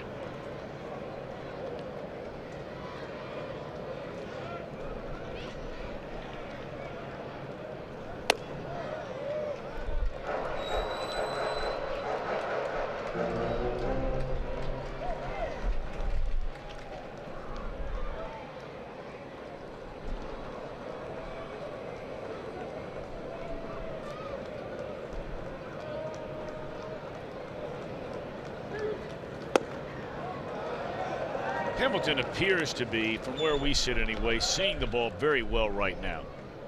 You wonder if it's a confidence that he found basically the second half of last season when he started to blossom into the player the Reds have been waiting on for the better part of 3 years. He was just sensational the second half before he got hurt. 2-2 on Hamilton. You know, I think for Billy Hamilton, it's like it is for so many players as they begin to get more and more time at the major league level. You know, you begin to slow the game down a little bit around you. His physical tools have not changed one bit. It's his approach. And that one served into shallow center, and the second baseman this time able to go up and get it, Hernandez. And that will end the inning, but the Reds score 3 to tie. We're off to the 5th, even at 4.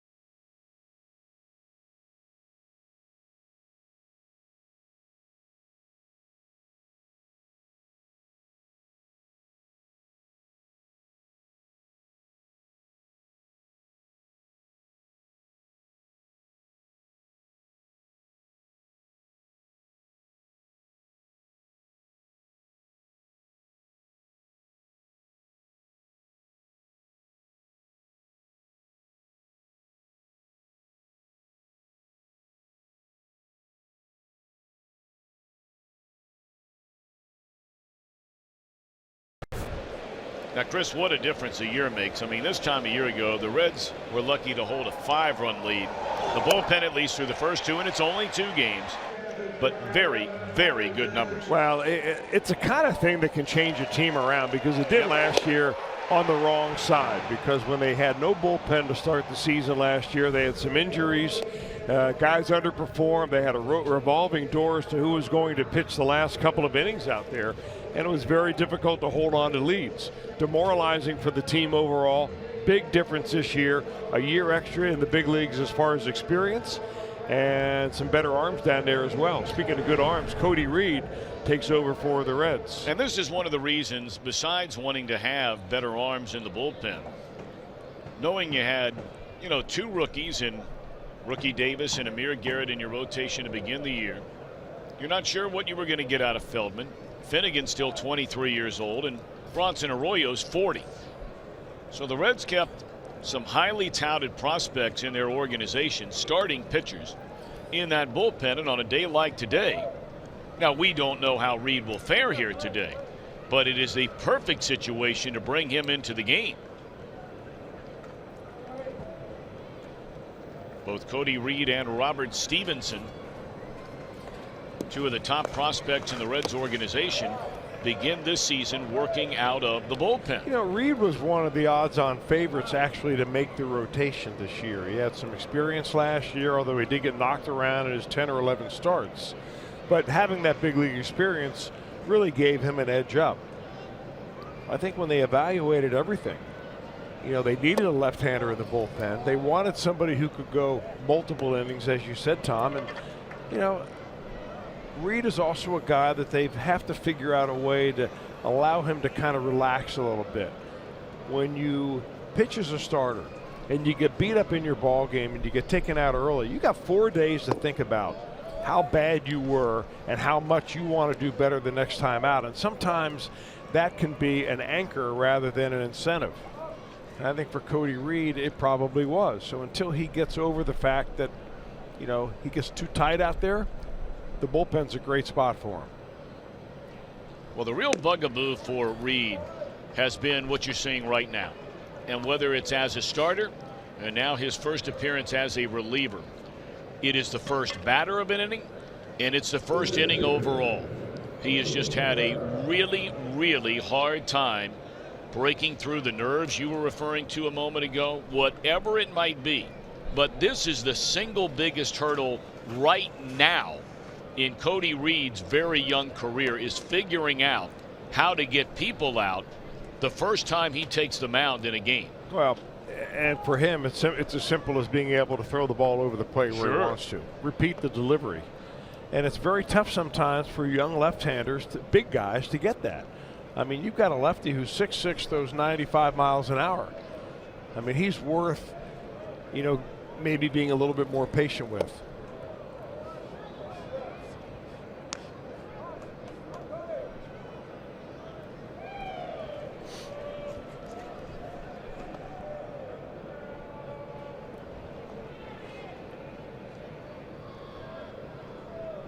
Odubel Herrera, the batter, lefty against lefty here. Good pitch here in the outside corner, 94, a fastball, 1 ball and 1 strike. Reed, as many of you know, came over in the Johnny Cueto trade, along with John Lamb and last night's starter and winner Brandon Finnegan. Reed is just 23 years old. Breaking ball low and away. You look at his numbers. He was originally a 2nd-round pick. That's how highly thought of he was. Playing at Northwest Mississippi Community College in Senatobia, Mississippi.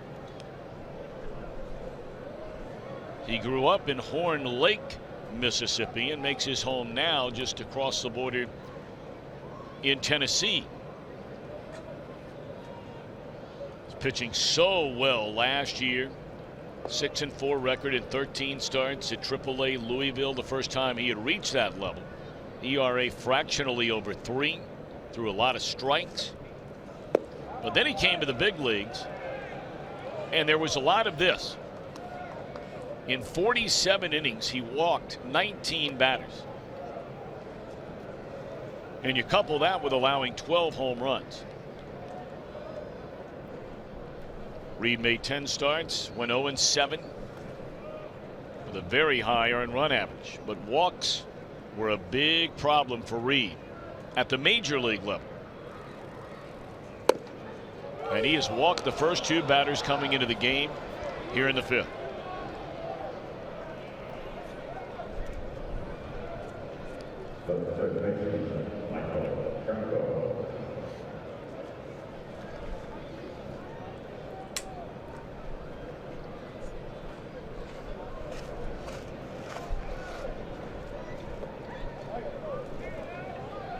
If you're Maikel Franco here, you're seeing what's happened ahead of you.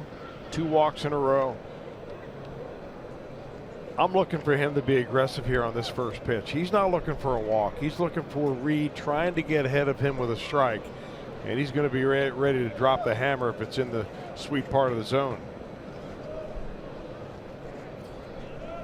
Oh, I'm surprised about that.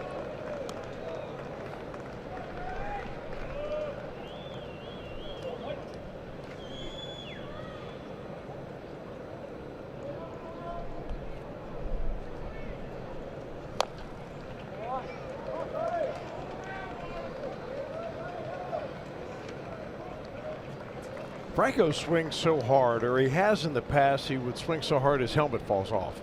Now, the coaches on the Phillies were saying the other day that they were happy that's only happened 1 time so far this season. So he's cutting the swing down. Well, I think Herrera's trying to make up for it.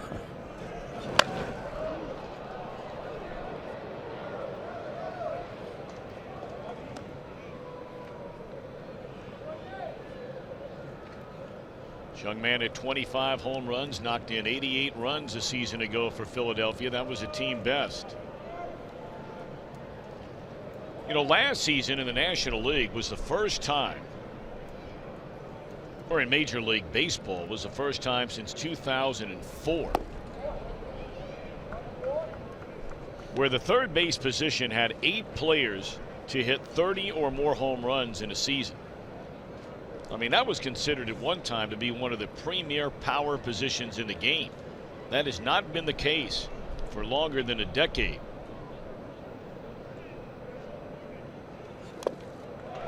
Foul tipped into the mid of Turner. That was good work and at bat right there by Cody Reed. Now, then Franco saying, can we take a look at this? Really big strikeout right there. I don't know what Franco wants.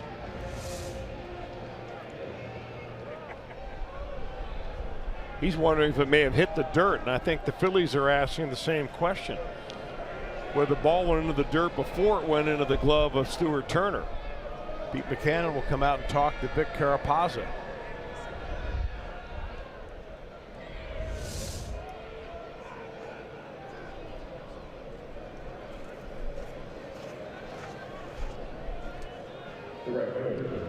Well, Franco out of there on strikes, and now Reed will face a left-handed batting Saunders.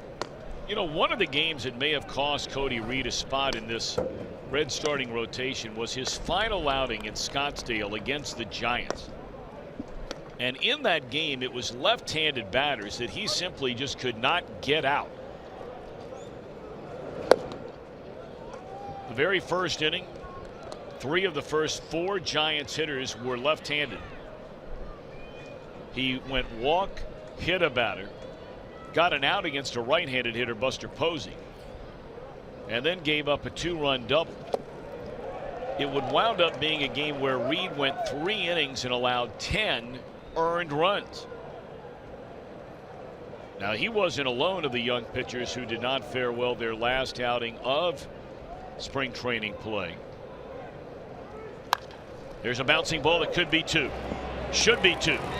It is 2. And that's a double play for Cody Reed after back-to-back walks to begin the inning. Nice bounce back work by the Reds left-handed. So we stay tied at 4. We'll give you one quick look at that double play.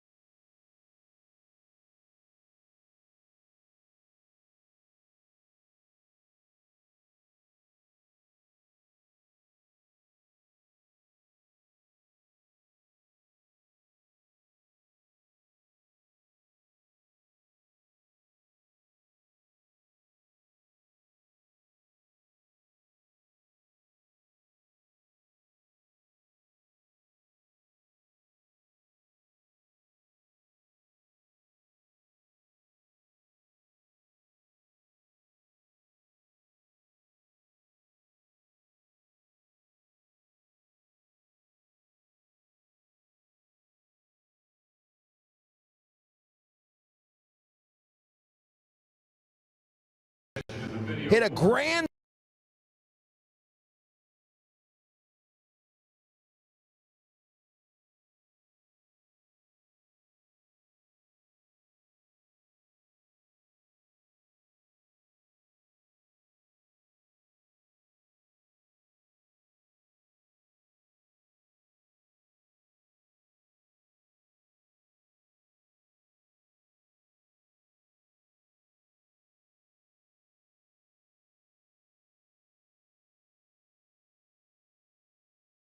Sandy Leon had a 3-run homer in the 12th inning. And how about Zach Britton? He is Mr. Automatic. He's converted 50 straight saves. Last night was his 50th. That's the 5th longest streak in Major League Baseball history. It started back on September 20th of 2015. And that is your T-Mobile Unlimited baseball break. Back to the booth, Tom and Chris. Awesome stuff, fellas. Boy, that Cleveland Indians team, we saw a lot of them in spring training. If that team stays healthy, look out. They are loaded.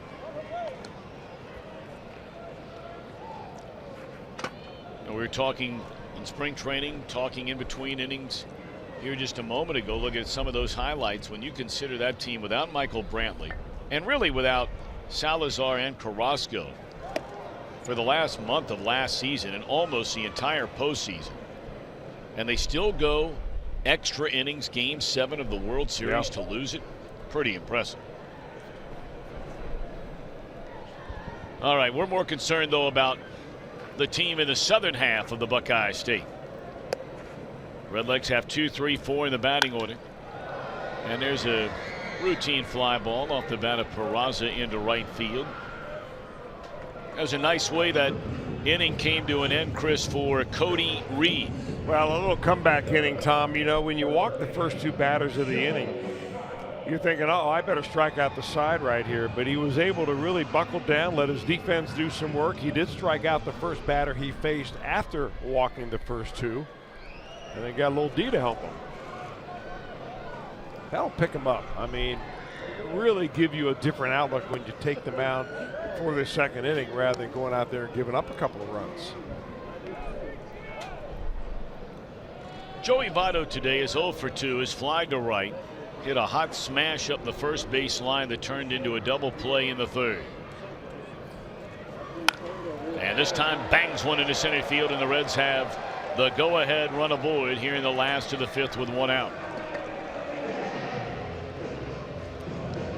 Joey Votto stands right up on top of the plate, really challenging those pitchers to just come right in there. Look how close he is to the plate. That pitch on the inner part of the plate, but he kind of brings his hands in, shortens his swing. He just tries to get the barrel on the ball.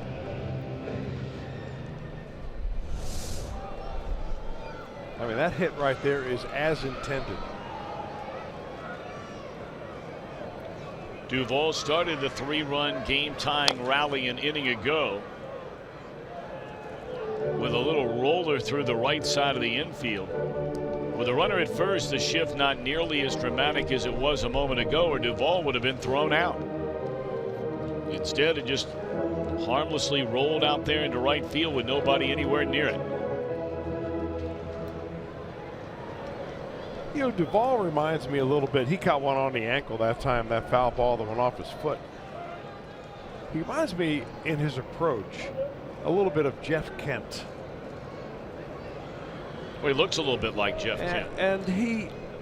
And one reason I say that is that he tries to hit the fastball the other way, and he tries to pull the breaking ball. He'll get out there and kind of hook the breaking ball. That's what he hit, just banged off of his ankle. I tell you what, I don't know if Jeff Kent's ever going to make the Hall of Fame or not. He's one of those guys, I guess, that most people kind of see. Yeah, there's a reason why or two, and maybe there's a reason why or not. But man, I saw him play a lot of games out there in that NL West when he was with the Giants. That guy played for me any day of the week. That guy was a gamer. And not a real likable guy. Not at all. But I tell you what, you put his name in a lineup every day, that guy could play. Really play.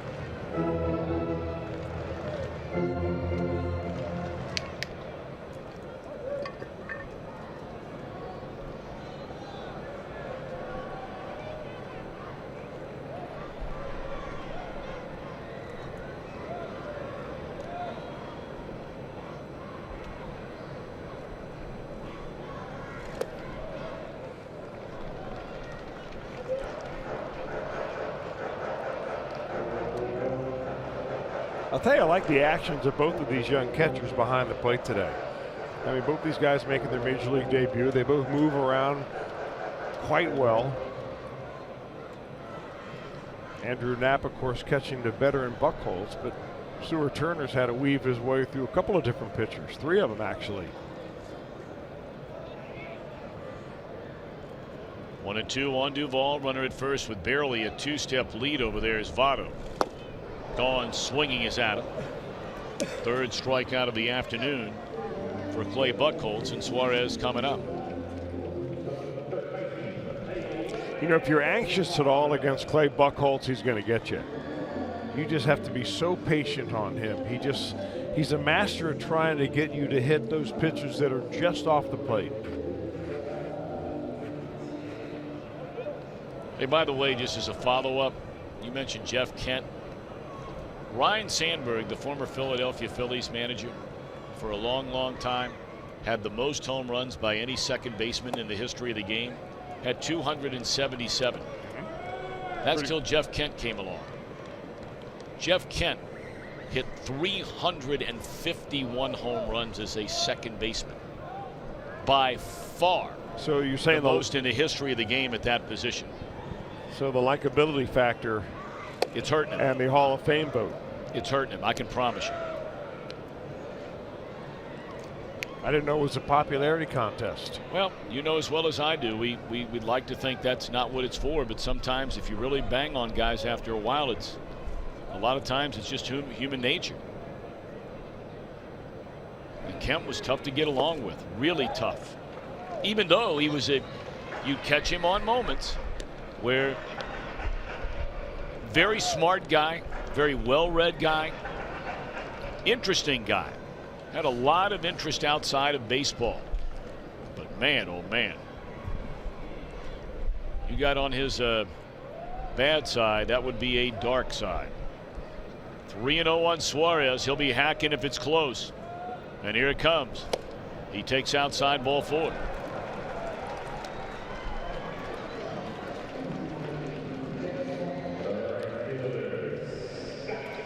Follow Reds baseball live with the MLB.com and Bat mobile app. You can stay connected to the game's best players all season long with game day, live game video highlights, radio broadcast stats, news, and much more. Download MLB.com at Bat today. It's your #1 app for live baseball. Big chance here for Scott Schebler. The Reds have not had a lead in this game today. They fell behind 1-0. They tied it 1-1. They fell behind 4-1. They tied it at 4 in the 4th. And now a chance with 2 on and 2 out in the 5th. Schebler 0 for 1 has walked and scored.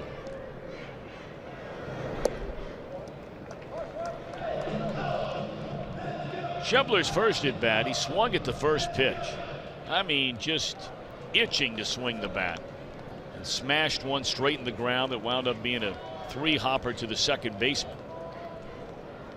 But really had a good look at Buchholz his last time up. That ball popped up into foul ground and out of play.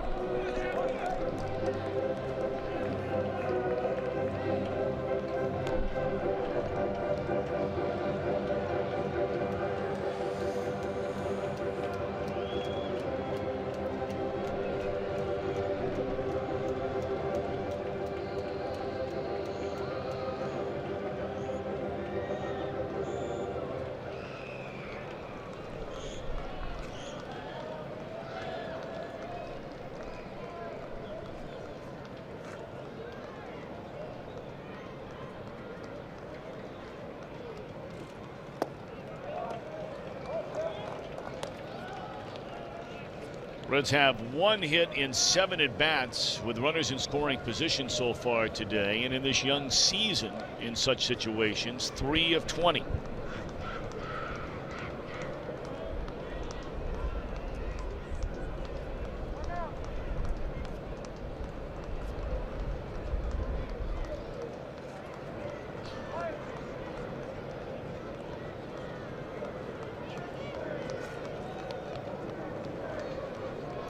Two balls and a strike on Schebler. 2 outs. Runners at first and second base.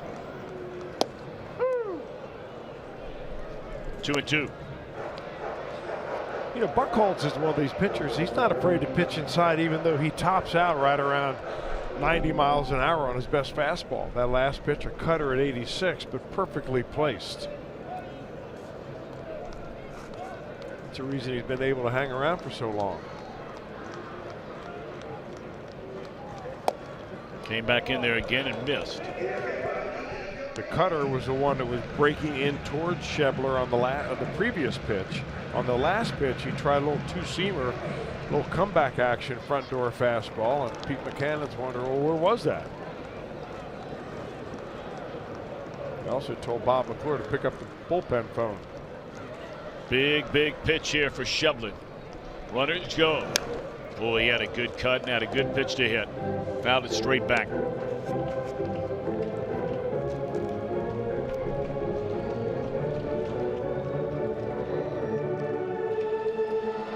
As your good friend and Cowboy and mine, the Cowboy, likes to say, that one right down Broadway. Center cut.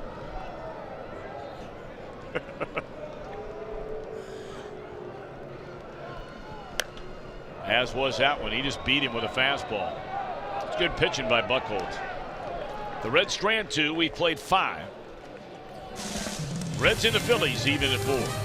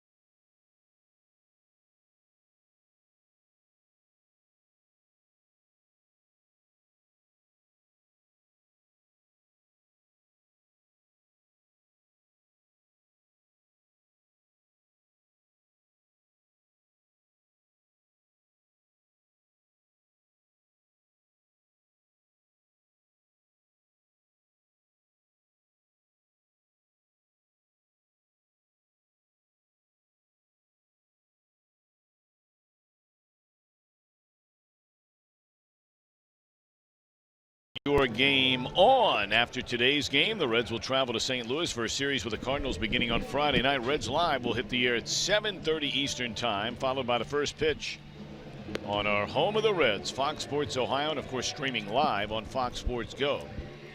Now, is that the same shot that we get down there at the river when they're fishing on the sandy bank? Indeed it is, and we're going to get a look at this young man on Friday night, Chris. I mean, I'm really anxious to see this. He's come such a long way since the Reds signed him. Of course, he was a part-time baseball player, full-time basketball player when the Reds originally drafted him. Amir Garrett gets a ball in St. Louis.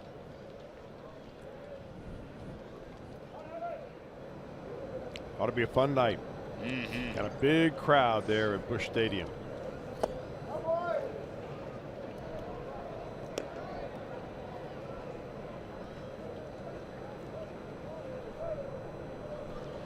All right, Cody Reed on for his second inning of work. We're in a 4-4 game, top of the 6th inning. It'll be 6, 7, and 8 in the Philadelphia batting order. Andrew Knapp followed by Brock Stassi and then Freddie Galvis. We get any further than that, probably a safe bet they will bat for Buchholz. We'll see.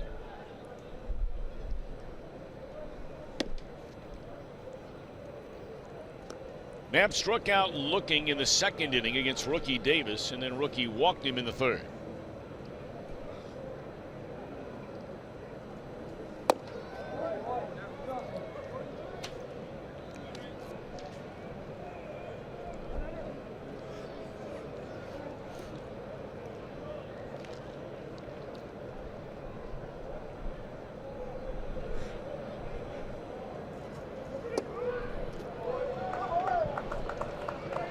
leadoff walk for the second straight inning issued by Reed. I mean, it's not like he's not trying to throw strikes. You could tell on that last pitch he even actually took a lot off of it just to try to lay it in there.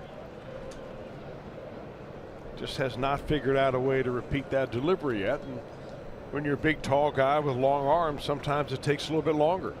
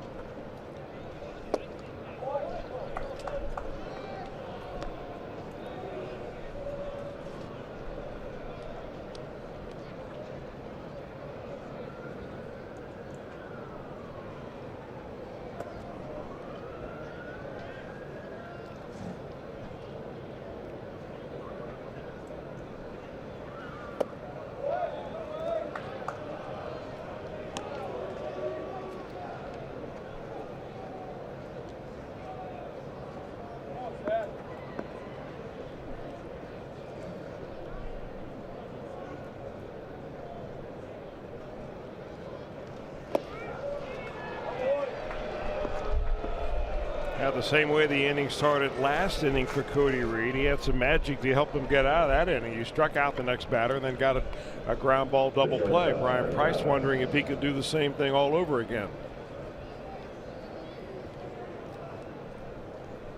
You know, I think, Tom, when you get a pitcher like Cody Reed, very talented, big, strong kid, throws hard, a little bit out of whack when it comes to his delivery.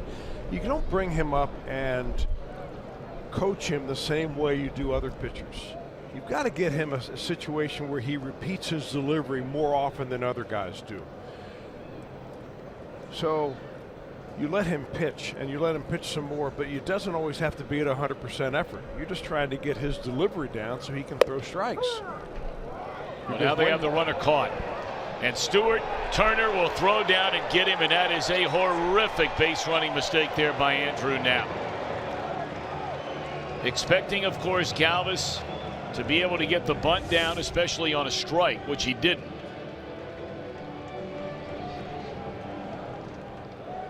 Well, it's a bad base running mistake, but you can see how it can happen because you've got the catcher running and it happens all the time.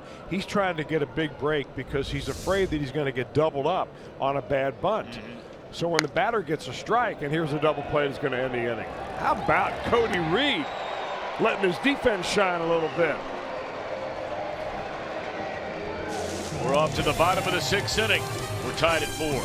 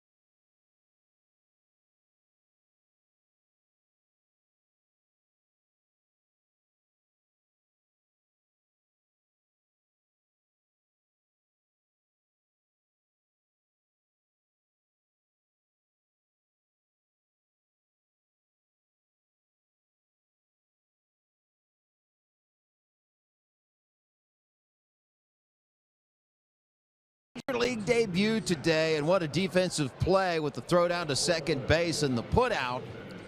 And once again, we have a very happy family up here. I'd like to welcome in to my right. This would be Mom Mindy. This would be Dad Randy. Over here we've got Trey, the brother, and Danielle, Stewart's wife, down here on the end. Mom, let's start with you. Same question I always give everyone. Long road to get here. What are your emotions watching your young one out there on a major league field? It's very overwhelming, very exciting. A dream come true. In from Louisiana, and Dad, what's going through your mind right now? Too much to even explain. I mean, the nerves this morning when we found out that he was going to play was almost unbearable. What was the call like because he's a Rule 5 draft pick, so you don't know how that's going to shake out, whether he's going to make the team or whether he's going to be sent back to the Twins organization. So that had to be a lot of emotions. What was the call like when he said, "I made the opening day roster"? It was wonderful. Wonderful. Dad, what was it like for you? Oh, I was at work, and when I got the message, it was like everything just had to come to a halt, and we had to show a little bit of joy at work. It was unbelievable. Danielle, let's shoot you a question, because you obviously talk to him on a daily basis. The emotions had to be just up and down, not knowing what his future holds. Yes, sir. Every day was a new day, just waiting to hear what he was going to be told. And he finally texts me, and he's like, "Well, I'm heading to Cincinnati," and the emotions just were everywhere.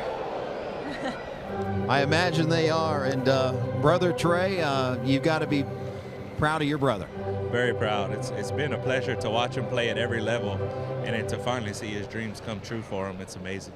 Daddy got that first Major League RBI off the table. It was nice. It was really, really nice. Sort of break the ice a little bit. Well, Stuart Turner's fine young man. Congratulations to all of you. Thank you for sharing the moment. Tom, Chris, another happy family. Oh, yeah, Cajun family. They've got the native tongue in Louisiana. We brought up earlier, Jim, a great work out there as Cozart is gone against a new Philadelphia pitcher taking over for Buchholz, his left-hander Adam Morgan. But Jim, great work today with the Davis family and now the Turner family.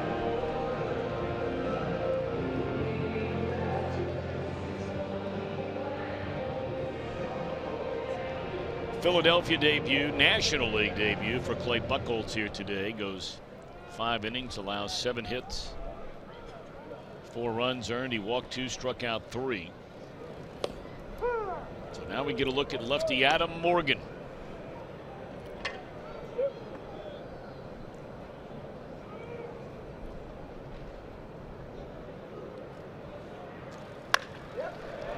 Hard hit ball. That nearly knocked Galvis over, but 2 are out.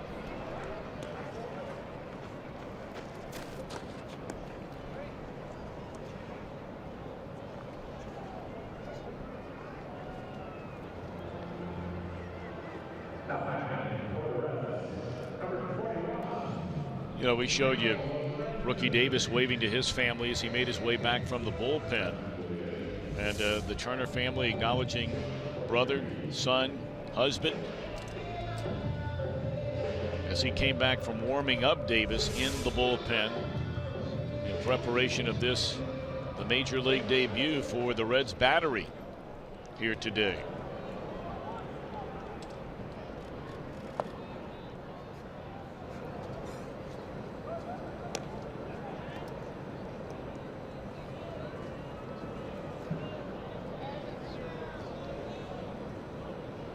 So Michael Lorenzen going to be used as a pinch hitter. Well, the Reds only have 4 players on their bench. We brought that up earlier. They have Tucker Barnhart, the backup catcher, and then the other 3 are Scooter Gennett, who's already been used. This is one of the things that Brian Price touched on during spring training, especially towards the end of the spring when it became obvious they would have 8 pitchers in the bullpen rather than the normal 6 or 7. And he said, well, Lorenzen can be my guy to be coming off the bench on those days where I'm pretty confident that he's not going to pitch. He was in the game last night. He was in the game on opening day, not probably going to pitch in this day, so he puts his hitting shoes on.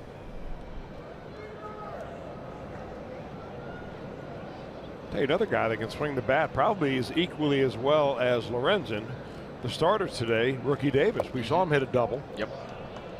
I mean, you know, I go to Billy Hatcher for my scouting reports on the pitchers because he oftentimes throws batting practice through the pitchers. And the guy that can really swing the bat is Davis. He is right there with Lorenzen.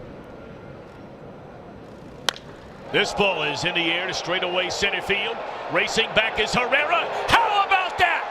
The Reds a year ago, the only team in the league that did not have a pinch hit home run. And here their first in 2017 comes from perhaps the most unlikely source in Michael Lorenzen. And the Reds have their first lead of the game. Can you believe that? Absolutely can believe that. Lorenzen was a two-way player when he went to college. He was a center fielder that they'd call out of center field to close games, throwing the ball nearly 100 miles an hour. Here, Brian Price wants him to swing the bat, and boy, does he ever do that. Now, Lorenzen had a home run last year. It came in at a relief appearance, but since he was already in the game, it did not count as a pinch hit home run. And that was a very emotional home run for him. It's a story he's been well documented after the passing of his father. He had been on the bereavement list and then came back that night in the game against the Dodgers, hit the home run to right center field and broke down in tears. This ball was just killed. You know, Tom, there's more and more emphasis, it seems like nowadays. Maybe one of the trendiest things in baseball is to try to find those players who are versatile players, who can play around the infield, play around the, I mean, how much more versatile can you get than a guy who can play center field if you need him to in Lorenzen? Come in and pitch and throw 98 miles an hour, and then also, by the way, hit home runs right out the front door.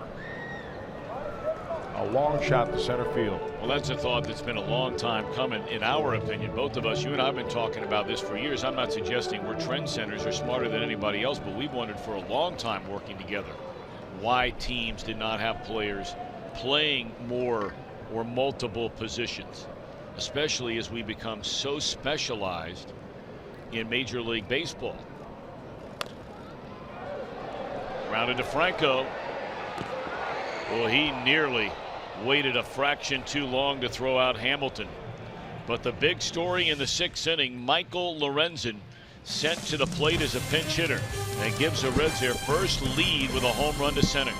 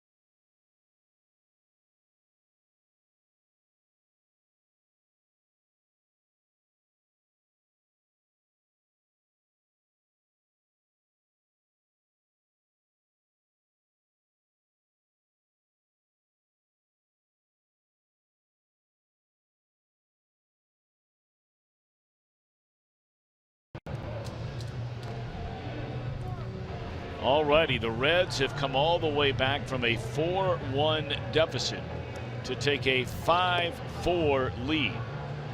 Cody Reed goes 2 innings, does not allow a hit, does not allow a run, strikes out a batter, walks 4. And taking over on the mound is 2017 debut, veteran left-hander Tony Cingrani. He saved 17 games for the Reds last year. Cingrani, first time we've seen him here in this season. 65 overall last year for Tony.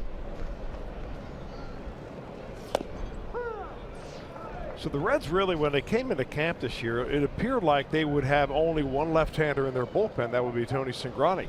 So it turns out we've seen 3 out of today in the bullpen in this ball game. Wandy Peralta came in and pitched an inning, a couple of scoreless innings, although nail biters by Cody Reed and now Cingrani.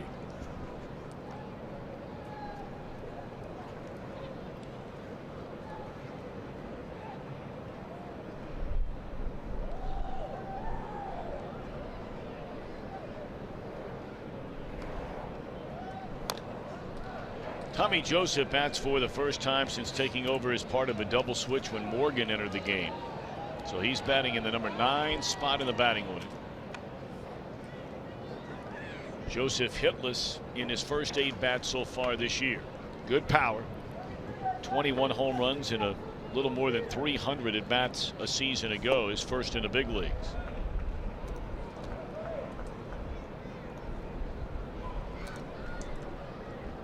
Most of you who have followed the Reds since he was brought to the major leagues, familiar with this native Chicagoan. There are times Cingrani is virtually unhittable. There are other times when he labors to throw a strike. And you just don't know when that bullpen gate opens which Tony Cingrani you're going to get. But boy, when he's good, he's really good.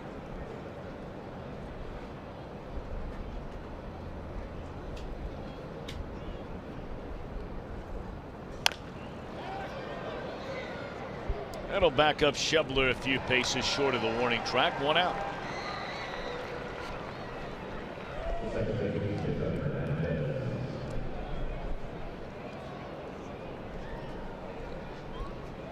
We have no idea how the first 2 or 3 months of this season is going to play out for the Reds. Obviously, there aren't a lot of people around baseball that think they're going to win a lot of games. But of course, you know that old adage about that's why you play the game. But I think it's safe to say, Chris, and we touched on it very briefly earlier, the bullpen last year, which was such a complete disaster, and I mean an unmitigated disaster through the first 2.5, 3 months of the season.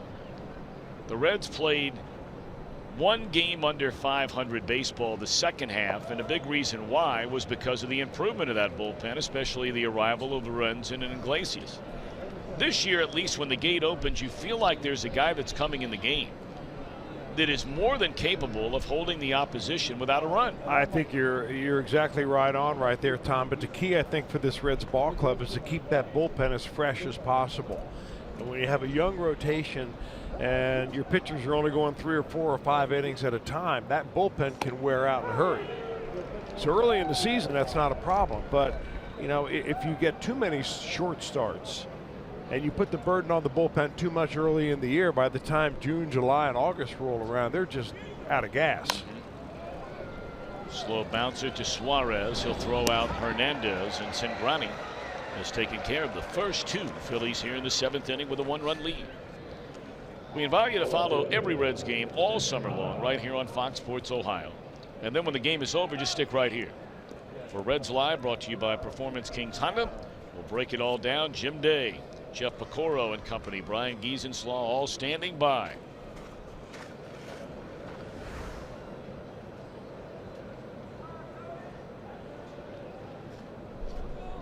The Phillies scored all 4 of their runs within the first 3 innings of this game, and the man who bats now, nearly the sole provider of all 4 runs. Nava hit a solo home run in the first inning. He hit a 2-run home run in the 3rd. The other run scored on a wild pitch.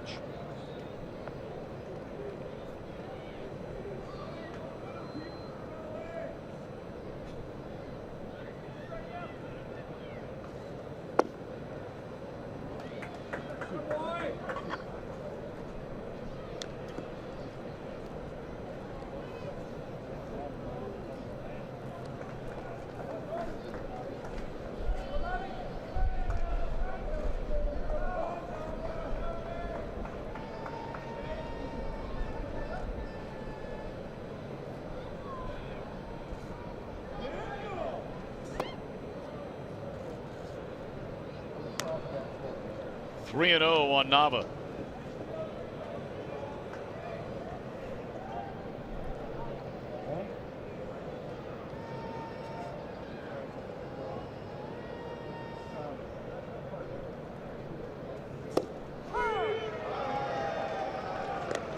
Tigers and the White Sox underway at U.S. Cellular Field in Chicago. 1-0 Tigers in front. Last of the second inning. They've had brutal weather up there in Chicago.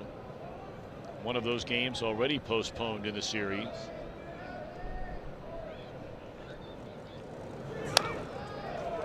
Cingrani's come back from 3-0 to run it full.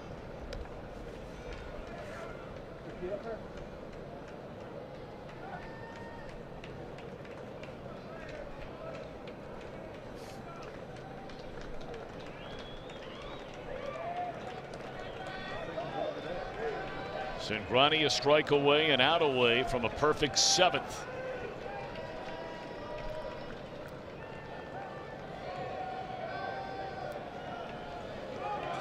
Got him looking to end the inning. Came all the way back from 3-0. A perfect 7th for Tony Cingrani. Reds lead by a run.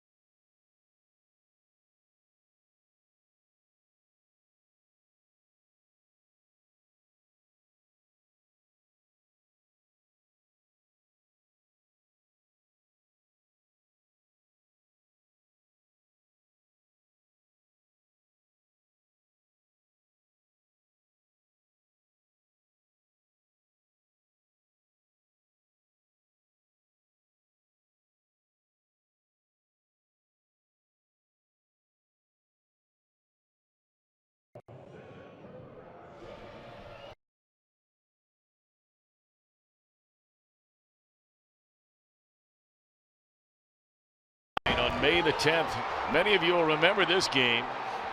Micah Owings, as a pinch hitter for the Reds, tied the game in the bottom of the 9th inning with 2 outs against St. Louis. That was the last time the Reds had a home run by a pitcher used as a pinch hitter until today. And then the blast by Michael Lorenzen to snap a 4-4 tie in the 6th inning.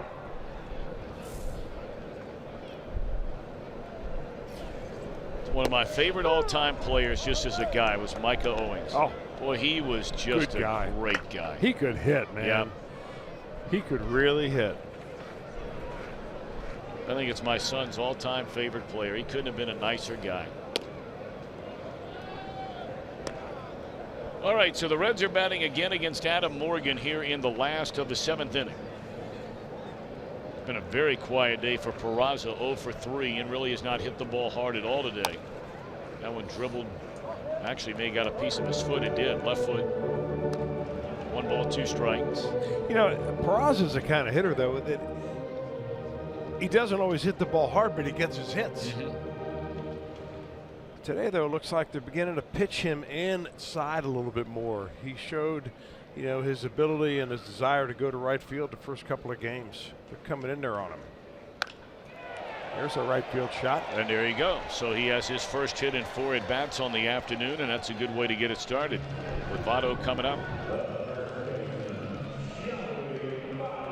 Reds have Blake Wood throwing in their bullpen. Wood gave up a run in his only inning of work this season. That came on opening day. But that bullpen, outside of that lone run, has been unbelievably stingy. 2 innings shutout baseball last night. So far here today, 4 innings of no-hit shutout baseball. In fact, Wood, in that lone inning on opening day, the 6th, that is the only inning the Reds bullpen has allowed a run. Well, you know, Tom, we were talking between innings about Brian Price's plan at the beginning of spring training to use his relief pitchers on multiple inning stints, and you know, kind of bantering back and forth that this might be one of those games where you would see that out of Tony Cingrani. Looked very good as he struck out the last batter in the inning to end his only inning, but looks like the Wood, with him warming up, he may be the guy that they'll call on. You know, maybe they let Cingrani go out there and face a left-handed batting Herrera to begin the inning and kind of see what happens. You have a right-hander after him and Franco, and then you have another left-hander and Michael Saunders. Of course, Pete Buchanan could counter. He will not bat for Herrera or Franco. He might bat for Saunders. They had Aaron Altair in the lineup last night against the left-hander, and he started in place of Saunders out in right.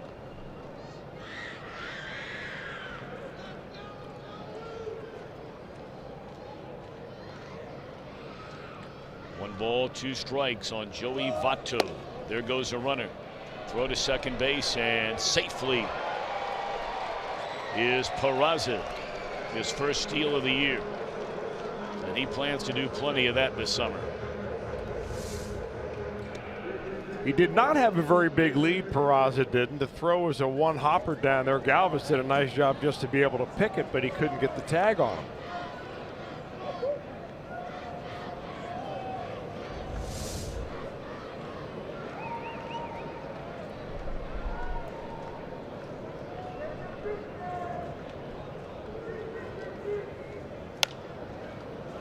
Bit of a hanger right there. I think Joey talking to himself.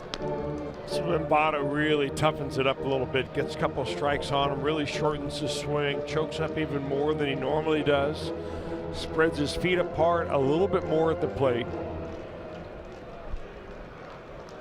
Oregon's best pitch to Votto is probably that slider.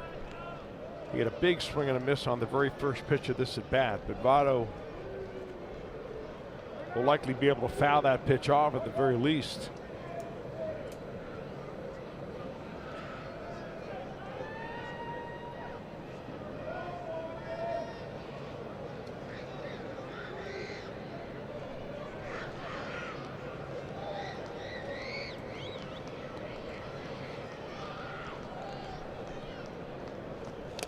Oh, there is the slider. Yep. Did he foul it? And it went right into the glove. Yep. Votto saying check it for dirt.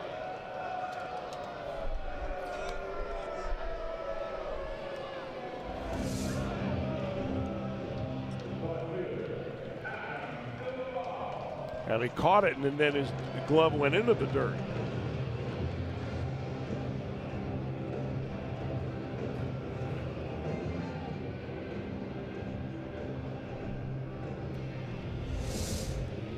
Now Duvall.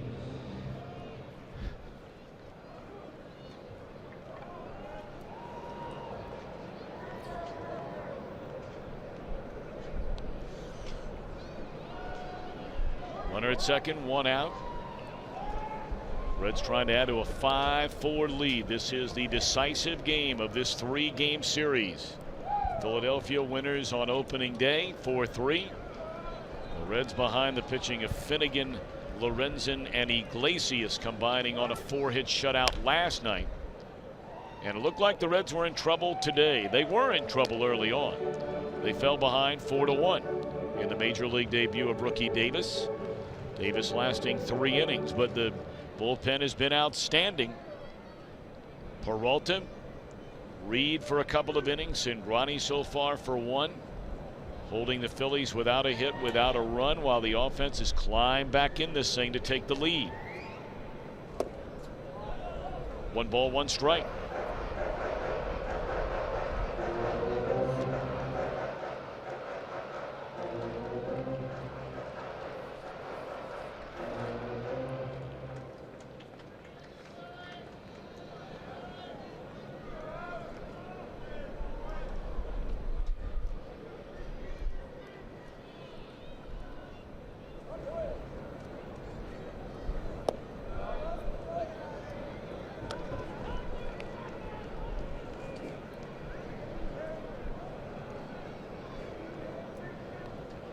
Cardinals a 3-1 lead over the Cubbies. That game in the 5th inning. The final game of that scheduled 4-game series. They were rained out last night. So today will be the rubber game of that set. Peraza going. And Duvall fouls it out of play. Peraza could have gone in standing up. And the Rockies and the Brewers are ending their 4-game series today. Brewers finally getting a win last night after dropping the first 2. And Colorado an early 1-0 lead today in the 4th inning.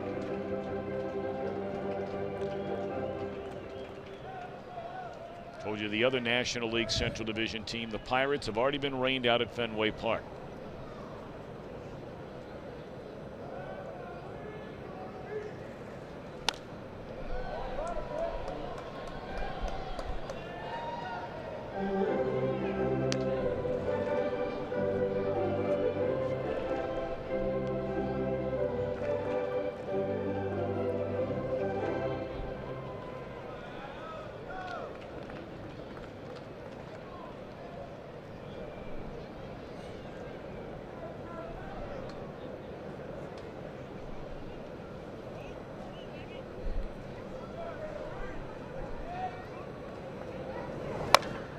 In the air left field, hit well by Duvall, and the lead goes to 3.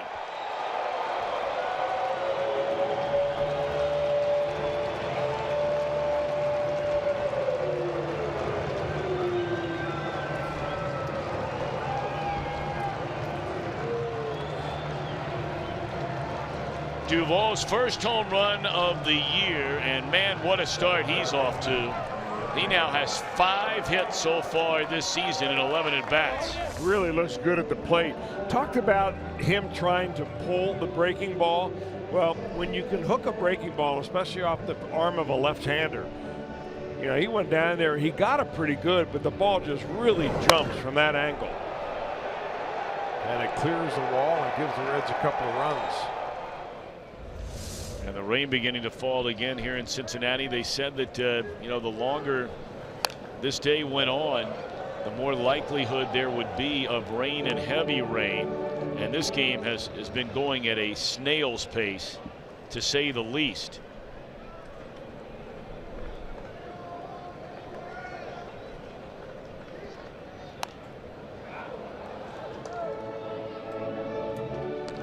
Now, last year, Adam Duvall really hit the pitches that were breaking pitches as well as anybody, or better than anybody in the big leagues. A .570 slugging percentage against non-fastballs. So that last pitch that he hit for a home run was a breaking ball, so he will add to that total in this year. Very easy young man to root for is Adam Duvall. He is one of the more likable players on a team that has a lot of them. This Cincinnati 2017 version.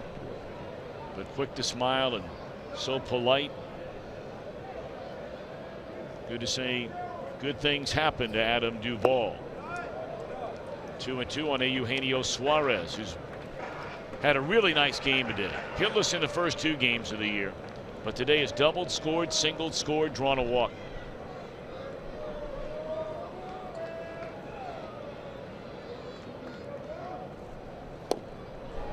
And they retire him for the first time today, 2 out.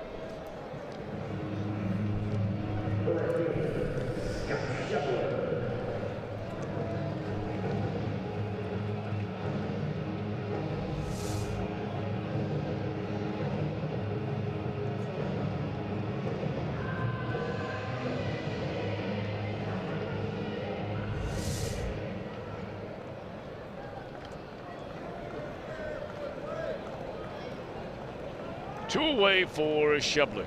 0 for 2 in the game. Walked and scored and hits the ball right on the screws, but down to get it is Hernandez, and that's all. But the Reds play tack on here in the 7th. A single by Peraza, a home run by Duvall. 7-4 Redlegs.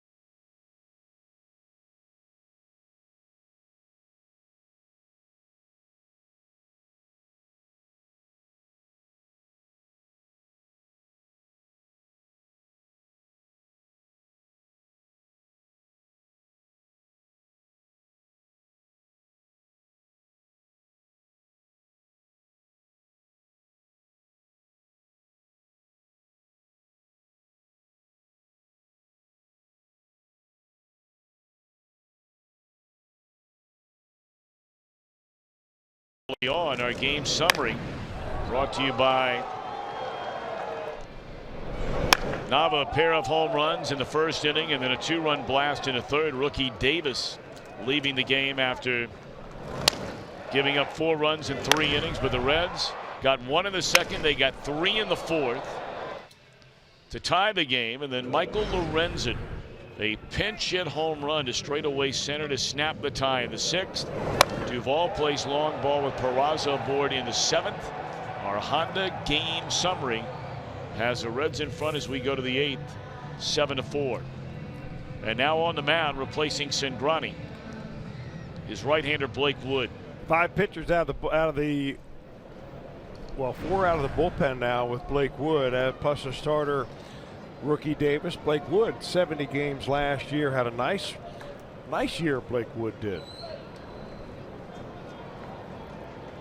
More strikeouts and innings pitched. Walks are up there a little bit, but he just doesn't seem to get hit very hard. There's a lot of split finger fastballs, start down around the knees and dart right out of the zone.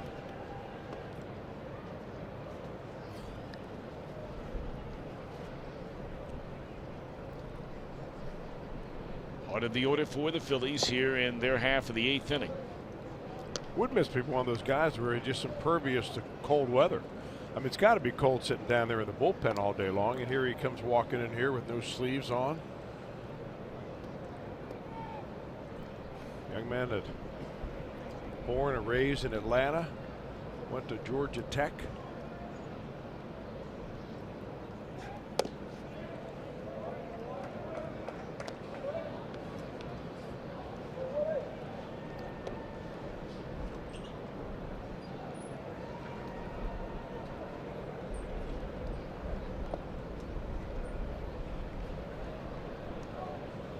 A powerfully built young man here in Herrera. His father nicknamed him El Torito as a youngster, the little bull.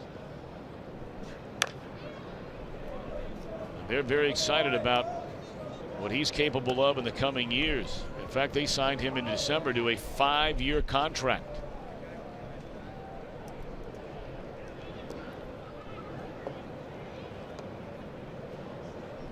He's had a good day today. A single to center, a double, scored a run. Great base running after that double in the 3rd. On a ground ball to short, he went second to third after Cozart let the ball fly to Votto and then scored on a wild pitch. And he's just blown away right there. He must have been guessing, because that was a 98-mile-per-hour fastball right down the middle of the plate. Or either he didn't see it.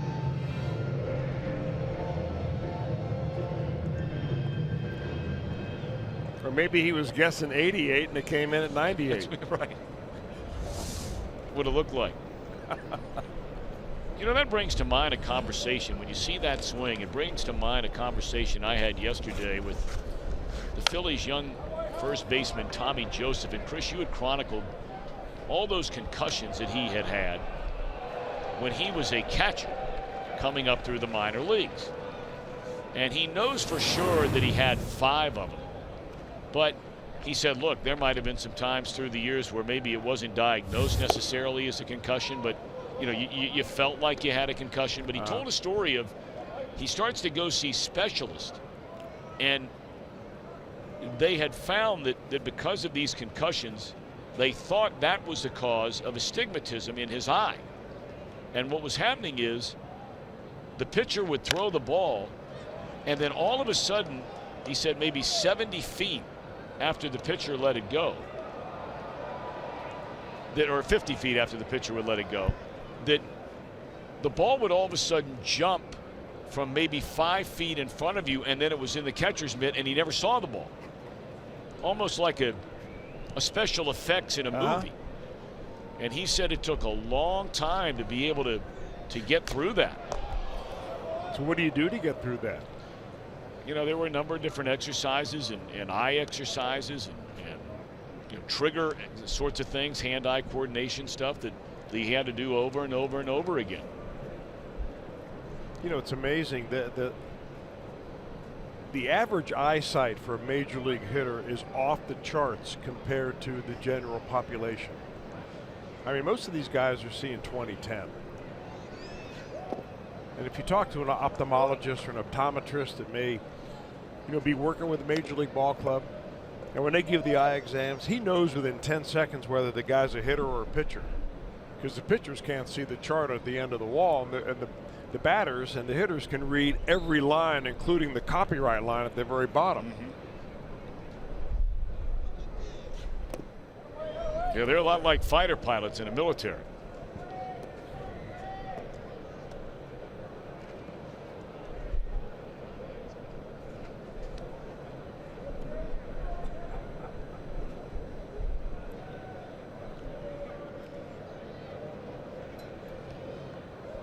Three and two on Franco. Struck him out. Nasty slider right there by Wood. And had Franco way out in front. So back-to-back strikeouts. One with a gas and one off speed.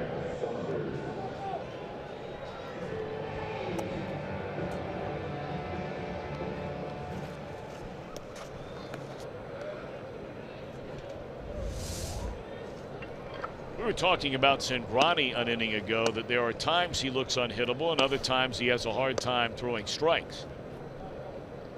Wood is more consistent in the strike zone than Cingrani, but I don't know if anybody has moments where they look more unhittable than Blake Wood. Well, his delivery looks completely unrepeatable, and you can tell that he hides the ball because he turns his shoulders and he tilts his shoulders. It's kind of a compound delivery. He's got his glove come flying at you, and I get the feeling that the hitters never really see the ball. Hard to tell from this angle, but you can see, I mean, he gets his glove arm way up there, kind of flashes his glove at you. Oh, by the way, he throws at 98 miles an hour. But you can see why that delivery would also lend itself to some inconsistency around the zone.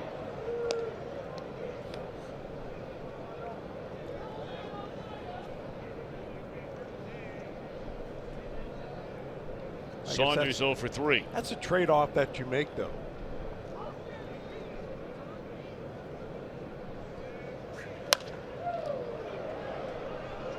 Well, now Wood has a chance to fan the side.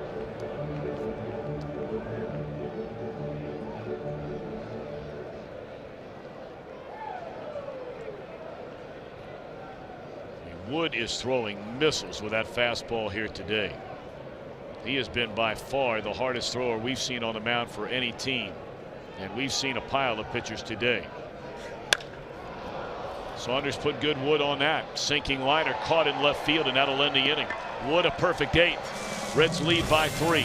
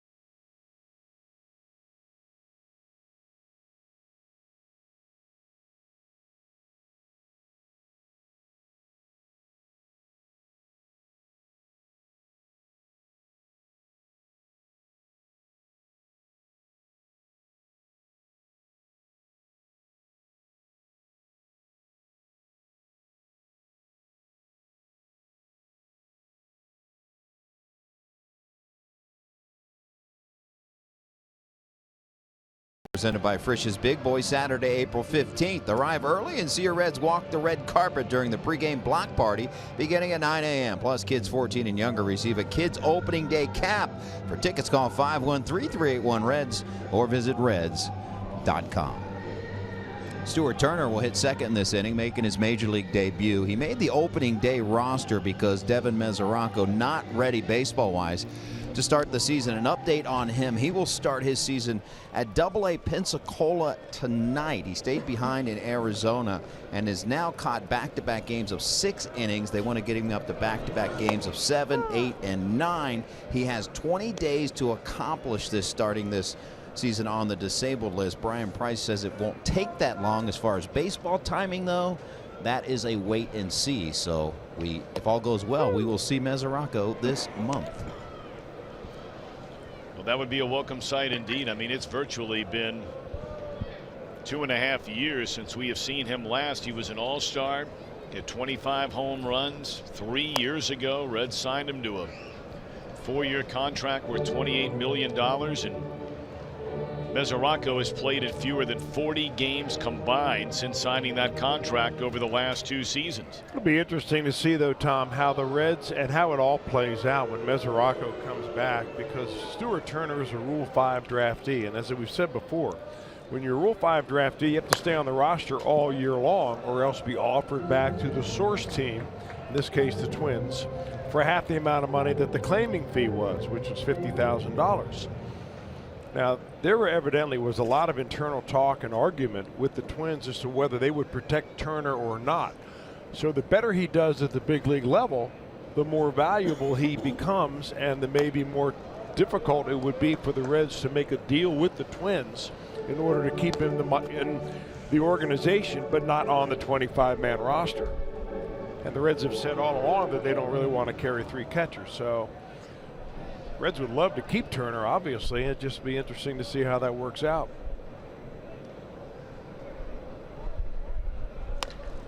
And a base hit into left field by Kozai. His second hit in 3 at-bats. He's knocked in a couple of runs as well today. Blue Jackets are fighting for home ice in the playoffs. So tonight, Columbus battles Winnipeg up at Nationwide Arena in the state capital.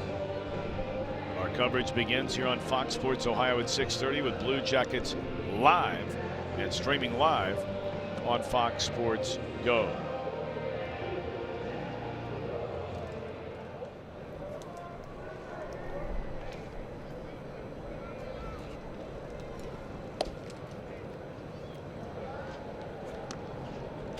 I mean, Turner last year was in AA.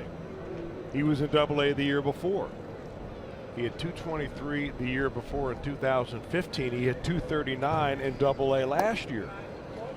So there was something about him behind the plate that the Red Scouts really liked.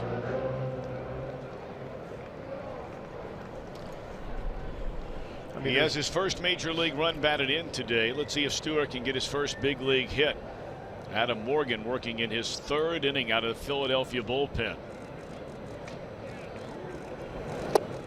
Swing and a miss on the breaking ball. When it comes to a Rule 5 draftee that worked out maybe the best in recent times, you can look no further than the Philadelphia Phillies. Their center fielder, Odubel Herrera, was a Rule 5 draftee in 2015. He's now batting 3rd in the lineup.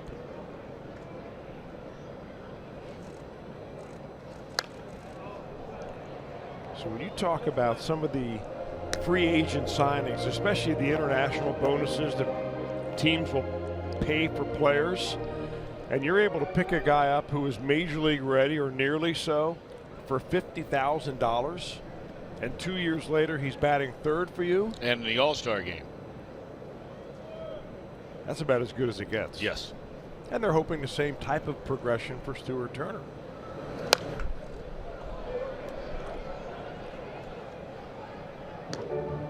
Seems like the Reds have brought a Rule 5 draftee into spring training every year for the last, I don't know, 5 or 6 years. It's a inexpensive look-see.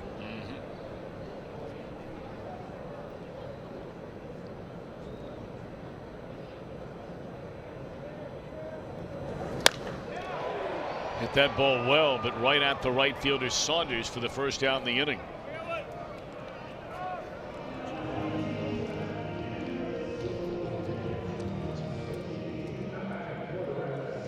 That's going to be all for the left-hander Morgan, as Kivlahan is announced as a pinch hitter. So Morgan goes 2 1/3 innings, and he gave up all the runs that broke the tie in this game. It was 4-4. He allowed the pinch hit home run to Lorenzen and gave up the 2-run home run to Duvall.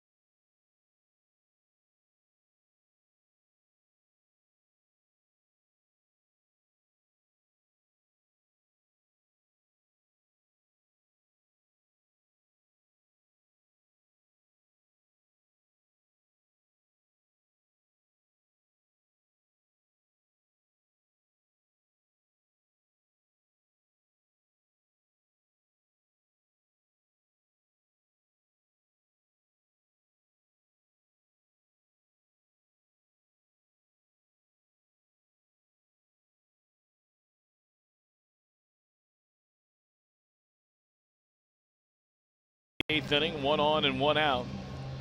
Edubray Ramos comes in from the Philadelphia bullpen.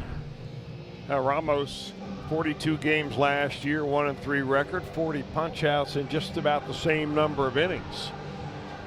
Morgan came in and gave him an inning, 2 innings plus, and they wanted to get him out of there as the Reds go to Patrick Kivlahan as a pinch hitter.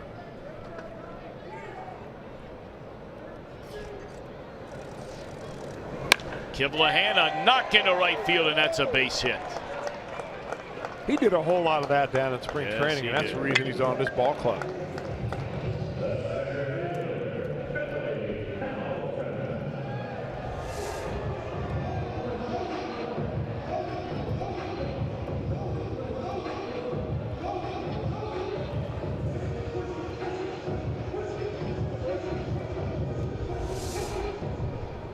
That is not, if you're wondering, Kivlahan's first major league hit. Told you he had a little bit of time in the big leagues before he came to the Reds. That is his first hit as a Cincinnati Red, however. Overall, his 5th major league hit. So good for him. The Reds got him on the waiver wire at the very end of September. Oh! And that's a base hit by Billy Hamilton. They're going to try to get the force out, and they get it. It's just tough luck for Cozart. He thought the shortstop was going to catch a ball on a line drive, and there's just simply nothing you can do about it. I think everybody thought it was going to be caught on the line drive, including Billy Hamilton, the batter that hit it. So that does not go as a base hit. It goes as a fielder's choice 7-4. 7-5, I beg your pardon.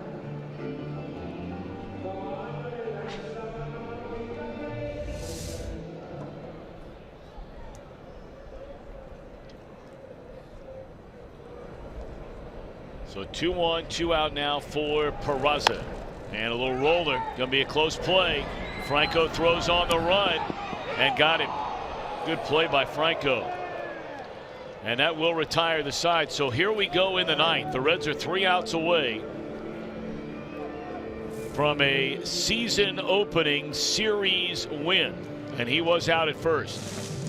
Will it be Drew Storen coming on from the bullpen to try and nail it down? We'll let you know in a moment.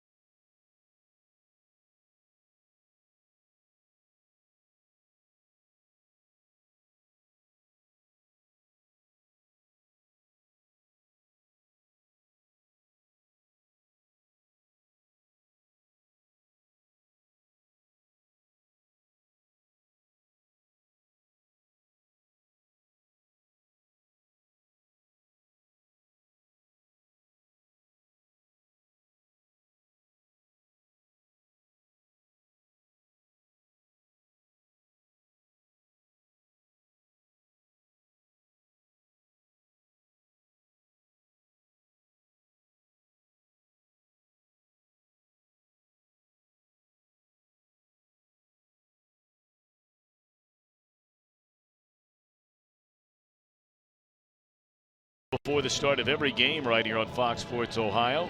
All the information you need for that night's ball game. Reds Live, presented by Ray St. Clair Roofing, and we will look ahead to tomorrow night, where we get it underway in St. Louis, and again a 1 hour time difference. So 7:30 will be Reds Live Eastern time tomorrow, the major league debut of left-hander Amir Garrett. Reds Live will get underway at 1:30 on Saturday afternoon.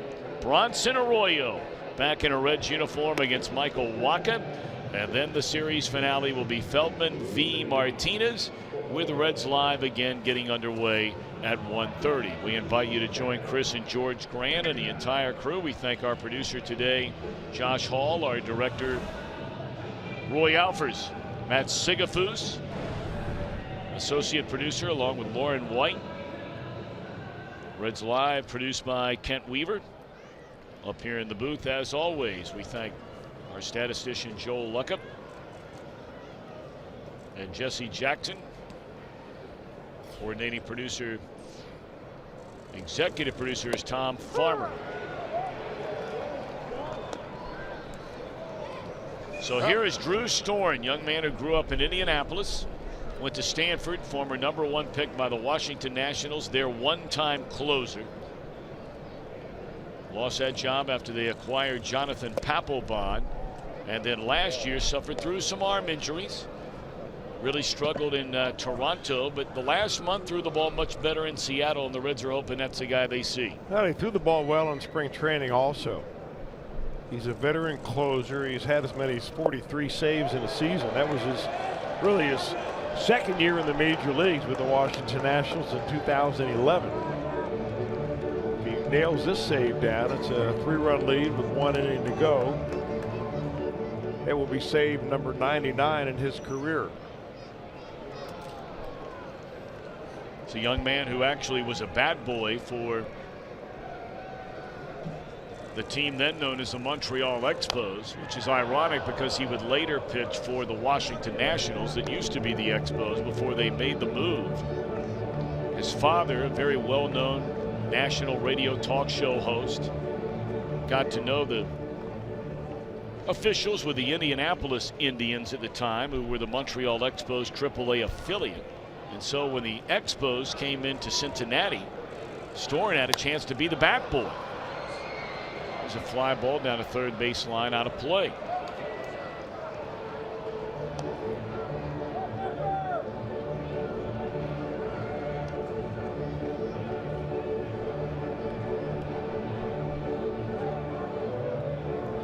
That was in 2003.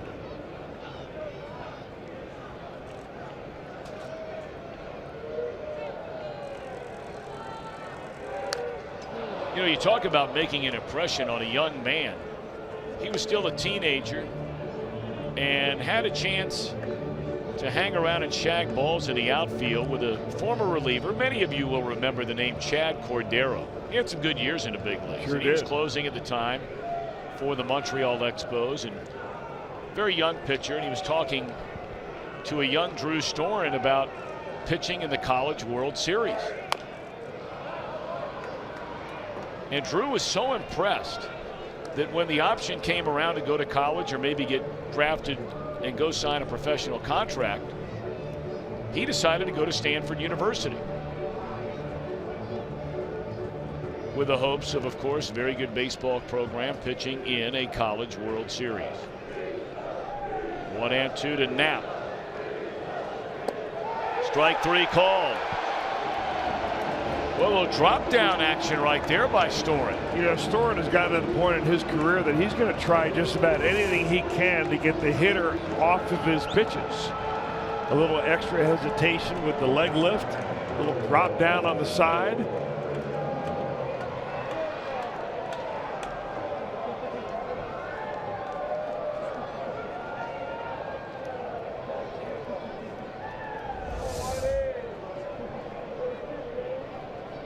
Andres Blanco will be the pinch hitter. So today, a day of first, if the Reds can hang on and win this thing, as Blanco shoots one into left field, a base hit.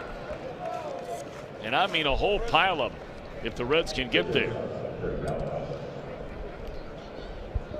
Today, the first major league game ever for the Reds battery that started this game in rookie Davis and Stuart Turner. Turner got his first major league run batted in. Michael Lorenzen hit his first career pinch hit home run, and the first by a Red since 2015. Cody Reed is in line to get his first major league win today. He went 0-7, you may recall, in his 10 starts last year. And of course, this would be the first series of the season for the Reds, and a winning one, but they're 2 outs away.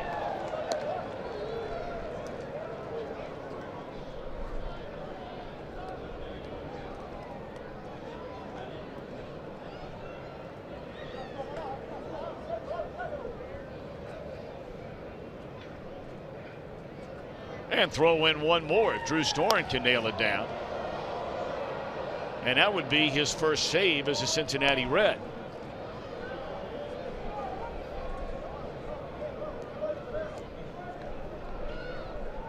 But you have 2 more outs to get and a 3-run lead here in the last, or the top of the 9th inning.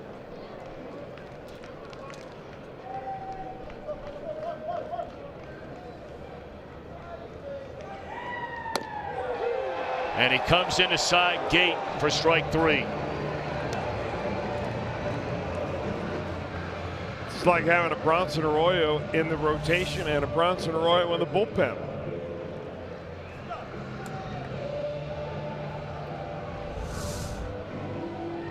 Well, we're going to get a look at Arroyo on Saturday night. We can't wait for that.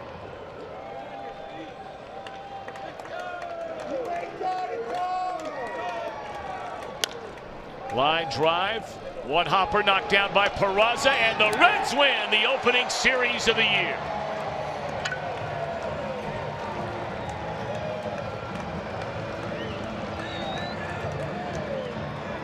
That's a really nice win for this team today, and the biggest difference between this time a year ago and right now is undeniably this Reds bullpen. It's only 3 games, Chris, but you can only do it, as they say, one day at a time, and they have been great in this season opening series. They have been locked down really every time that they call that bullpen gate to open up. Somebody's come in here and been able to throw a 0 on the board. Get a couple of key home runs, like the 2-run home run by Adam Duvall that did it. The dramatic home run, pinch hit home run by Michael Lorenzen. And just a solid effort here in this first 3-game set against the Phillies. Competition will stiffen beginning tomorrow night against St. Louis. We'll worry about that then. Right now, celebrate the win. We're back with more in a moment.